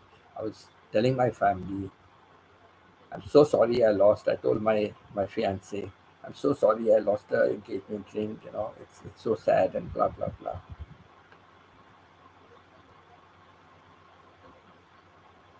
And I said, no, it's okay. I said, it's okay. It doesn't belong to me. I said, it belongs to somebody who lost it. And that is me. I like to be honest. I said. So these are two things that happened, in Walmart. So I've got a good name in Walmart. Of course, now if I go there, people would not, even my CSM, they changed and the other ones were very rude to me. But I know uh, the the assistant manager of that company, if she's ever around, she would remember me because she also one day something happened. I went to complain about the new CSMs, and she told me, Winston, don't worry, I will speak to them because I know you. I said I didn't even know who she was. The assistant manager. I didn't even know who, or she was the manager. I forget. I didn't even know who she was. And then Walmart has a picture of all the important people, like the manager, assistant manager, and CSM, manager, as other smaller managers. So they have a picture of them and the designation. So one person took me and said, "There, that is the manager. Look at it nicely. She's in charge of the Walmart, our Walmart. So look at that and all that the general manager like. So look at that." So then looking at her face, I'm asking, "Oh, where's the GM? Where's the GM?" And they told me her name. I forget now. So where is she? Where is she? And then she was not in her cabin. She was outside somewhere. And then they said, "Oh, there she is." And I went up. I waited for her to finish talking. And then I said, "Ma'am, I'm Winston Burton. I'm a cashier and I want to speak to you privately." She said, "Come, come." And she went to the office. And then she said, "Sit down." "Okay, what do you want?" She said. And then I told her, they are very rude with me, and this is this that. The previous customer service managers were so nice, and I said, "I do my work very faithfully." I said, "I do my work nicely. I don't complain about work." I said, "But they are acting very rude with me and all." And I wanted some time off, like or something, some change of duty, and they were not agreeing to it. So she said, "Okay, leave it with me. I will speak to them. And don't think like, I said, oh, I never even knew who you were. They showed me a picture, and from that, I was searching for you." She said, "Okay, you did not know me, but I know you very well. I have passed by your cash register many times. I have seen you always working diligently, not fooling around. Others are on their phone and things like that. But I always find you working very hard. And I know you have a good reputation in our branch. And I know you are very honest also because things have happened here, yet you have proved your honesty. So don't worry, I will help you. I will speak to them." But then in the meantime, I had got the other Career Canada job, and I decided to give up this full-time job it was, but give it up and go there because I had very little hours working during the week. So I took the Career Canada job. So like this, even in the job where I became vice principal, first the accountant used to do all the buying, all the selling, buying, sorry, he used to do all the buying and all the cashier, the accountant, he used to do it. When I joined, my principal gave me the job to do. So like the stationery, I gave you the story. My principal said, "No, you want to change the stationery?" Because they were buying it from a reputed shop. And when you buy, you get commission, correct? You get commission. If you buy a stationery from a good shop, I would have got a 10% commission on the bill. So I don't care about the quality, I care about the commission, right? But no, I didn't agree to that. I will not take commission. I will find a place, I will make the price lesser for my school, but I will not take the commission. So that's why when the new stationery fellow, I changed the stationery. I went and found a smaller stationery shop, and the accountant started making a noise and not paying the dealer and all, and I complained to the principal. And he picked up the phone and he told the accountant, whatever Mr. Burton, whatever Mr. Winston used to call me, whatever Mr. Winston does, I want that payment done clear. I want it done as soon as possible. One day maximum. I told my principal, 1 day maximum, not more than that. So he told the accountant in front of me. He called and told them. So then they soon backed away, because they know I'm not making commission, because they saw the prices were less, the quality of the product was better, so they couldn't complain. They thought I'm making the commission now. No, I wasn't. Me insights. Yet I need to replay tonight to understand your lesson today, sir. Yes, because you have had it on mute. I understand. You are doing it now just to give me the support for watch hours, and you will give me watch hours again when you are listening to it. But yes, today is a lot of story lessons. It's a lot of lessons. I have so much of experience, and I share openly everything about my life, right? So yes, I always encourage someone. Peter, I have always encouraged you as well, right? I've always encouraged you as well. The thing is, like, you can be working for someone else, but there's nothing like working for yourself. Believe me, I know that. I tried it when I took the franchise. I started my own business. 1 minute. I took a franchise for TESOL, teaching English to speakers of other languages. So I took a UK franchise for TESOL. I started it in Dubai while I was still vice principal. My principal came to know and he said, Winston, why did you not tell me? So you can take your classes in my school. You don't have to pay me anything. Take your classes in my school. We'll ask my teachers to join. I said no. They will think I'm vice principal, so we are forcing them to join. He said no. I'm going to write a letter, and you write the English one, and I'll write the Arabic one, and we will say that this is voluntary. You want to join, and if you join, he was going to pay them back the money that they pay for the thing. He would pay them back in installments over 1 year. That means they have to work with him for 1 year. No, good idea it was. And he said in installments, I will pay you back. But that's good, no? He was going to do that for them. So first they had to pay the money and then he would pay them back. So that was good. So yeah, I started. I had two batches. In the first batch, I had 16 teachers. In the second batch, I had four teachers because I started it only about 1 month or 1.5 months later. So I had altogether 20 teachers. I got good money for that. And but then my wife kept saying, "No, I give up my job. I gave up a very good paying job as the vice principal of the school. I gave it up to start my own TESOL business." But then my wife kept saying, "No, you have to come here. You have to come here." And all that. So what was my investment for that business? Okay, yeah. What was my investment for that business? It was only the franchise, which I had to pay in pounds. Okay, the franchise money. That too, that lady was very, very good. Okay, very, very good. So she told me I can pay in like 2 or 3 installments or whatever it is. She said I can pay. First to tell her what it is. I forget now. I think I asked her for 2 installments. So, but believe me or not, I made enough money to pay up the full franchise fee for the year. Every year I had to pay. The main thing you have to pay the franchise fee. I was able to pay that up, and then you have to pay royalty fees and annual fees. So that, of course, you will pay from what you're collecting from the teachers who join, right? The teachers, students who join, you will take the money from them. But I was able to pay the franchise fee. But then my wife kept insisting, and for me, family is important. So because of that, I did not start my business. I went to Sharjah Free Zone. That was the best.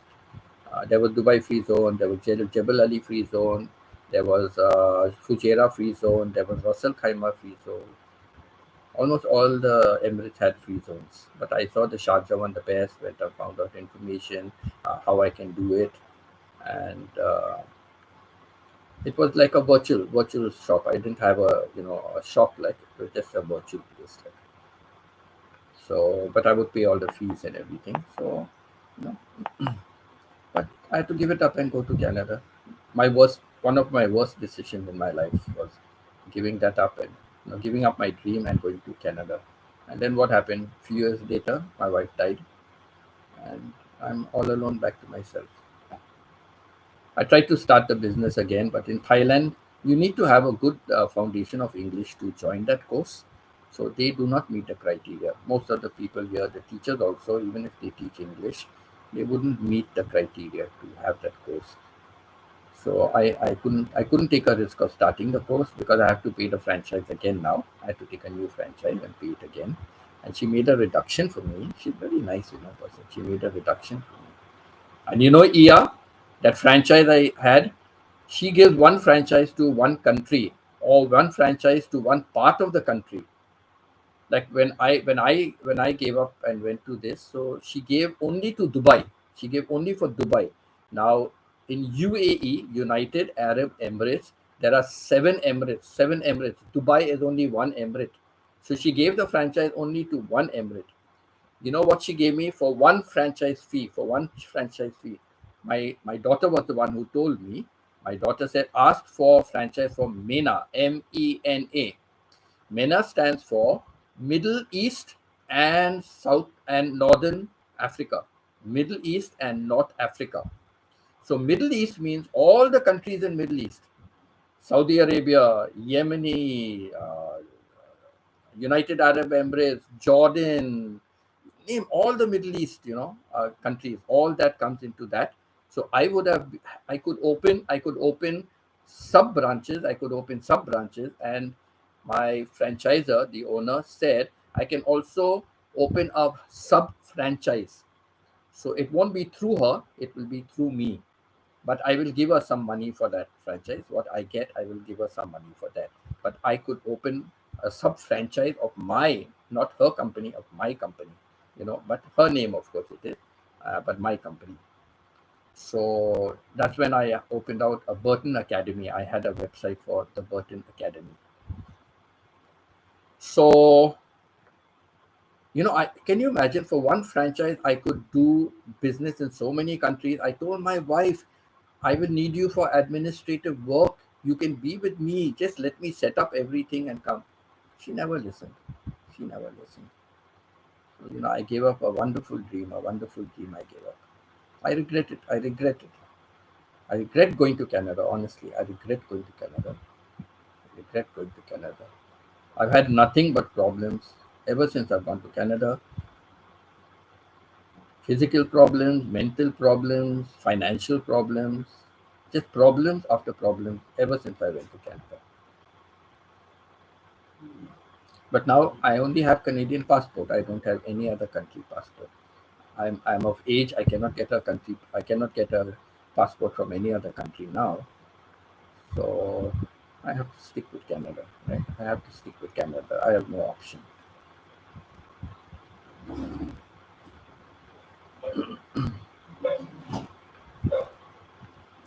So yes, Maya, I'm sure you will learn a lot, but we keep in touch otherwise also.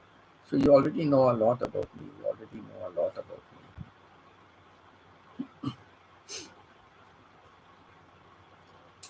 So that's that. Okay, I think I've covered a lot of time. I'm really hungry. Of course, the conversation is very good. It's very exciting. So many of you are still here. I would really love to continue, but then it gets very late for the second stream because I still have to. I've got the pictures. I have to make a thumbnail for it, and I'm trying to find one particular picture I cannot find, and I know it is somewhere. I'm looking in all my folders. I'm looking everywhere, and I just cannot find that picture. And if I want to search for it again, and if I don't find it, then I'll have to. But it's a very interesting thing for my sports today.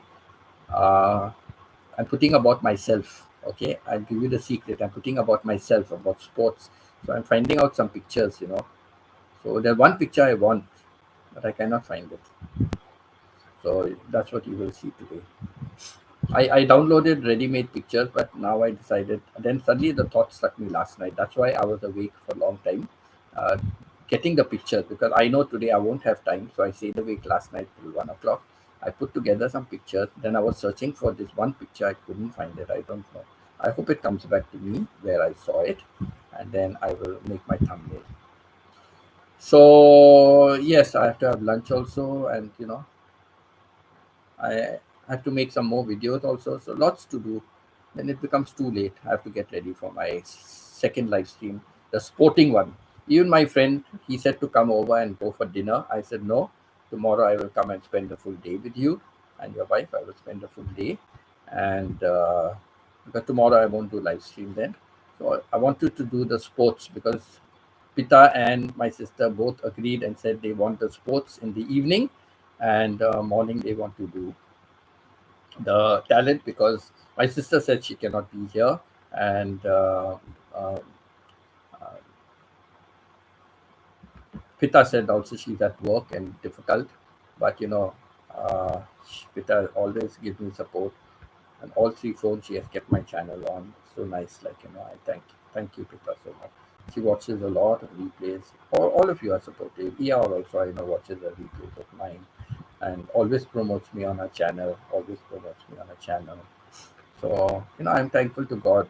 I've got a new family, and I just pray my plans work out that I live in Philippines.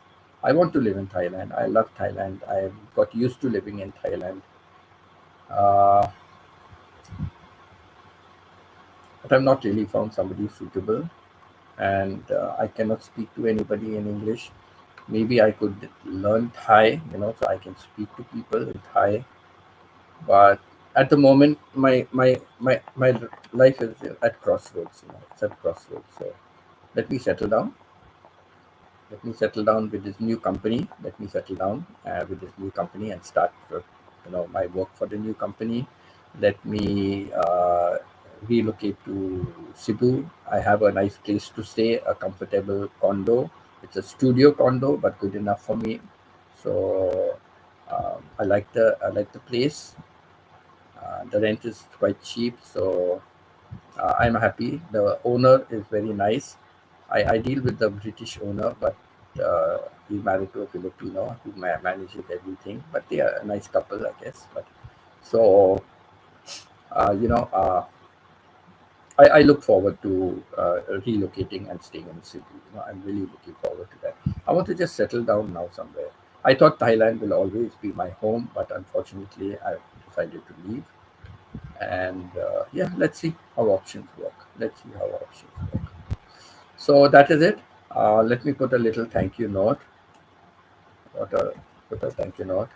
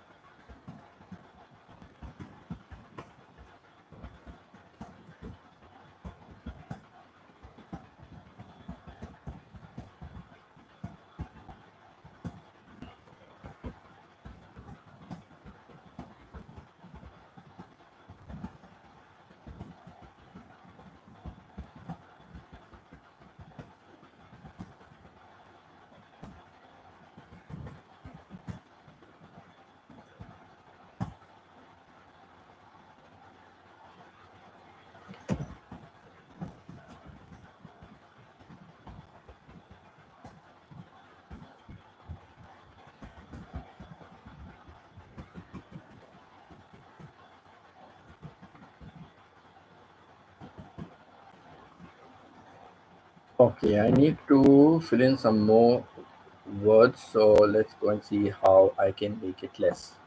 I never imagined today to be. I never imagined today to be so productive after a. Okay, let me cut this out. After a slow. Okay, cut out this word. After a slow start. Thanks to all who have been supporting me till the end. I hope I hope you all have enjoyed this live stream of all my experiences. The, the, eh? What happened? No, I don't need any emoticon. I don't need any emoticon. How do I go back now?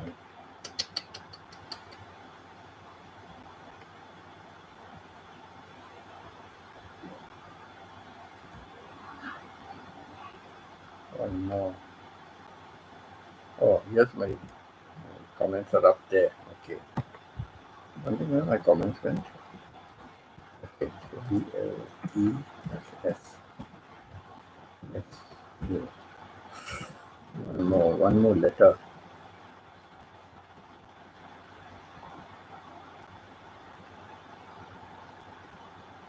Okay, I delete this word.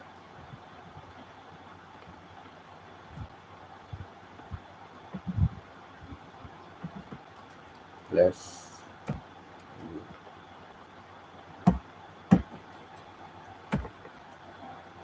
Okay, so that's good enough. All right. I never imagined today to be so productive after a slow start. Thanks to all who have been here supporting me till the end. I hope you all have uh, enjoyed this live stream of my experiences. Bless you. Let me pin up this message. Okay, replace the pin message. And do remember, Martha, Stephen, Myrna, Ia, who is Myrna? Is it your sister? Ia, is Myrna your sister?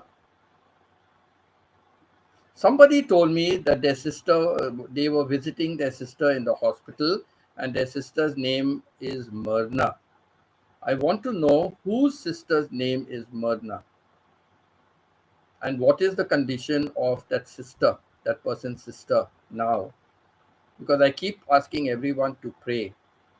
So who is Myrna? Somebody told me they went to visit their sister in hospital. So it has to be either Iya or Manang or Alex or uh, Maya, the other Maya vlog, and it has to be somebody from there. Maybe Maya, I don't know. I don't know. Thank you, Iya. Thank you so much, Iya. Thank you so much. So I will now end the live stream. So love you all and God bless. Okay, God bless each one of you from my heart.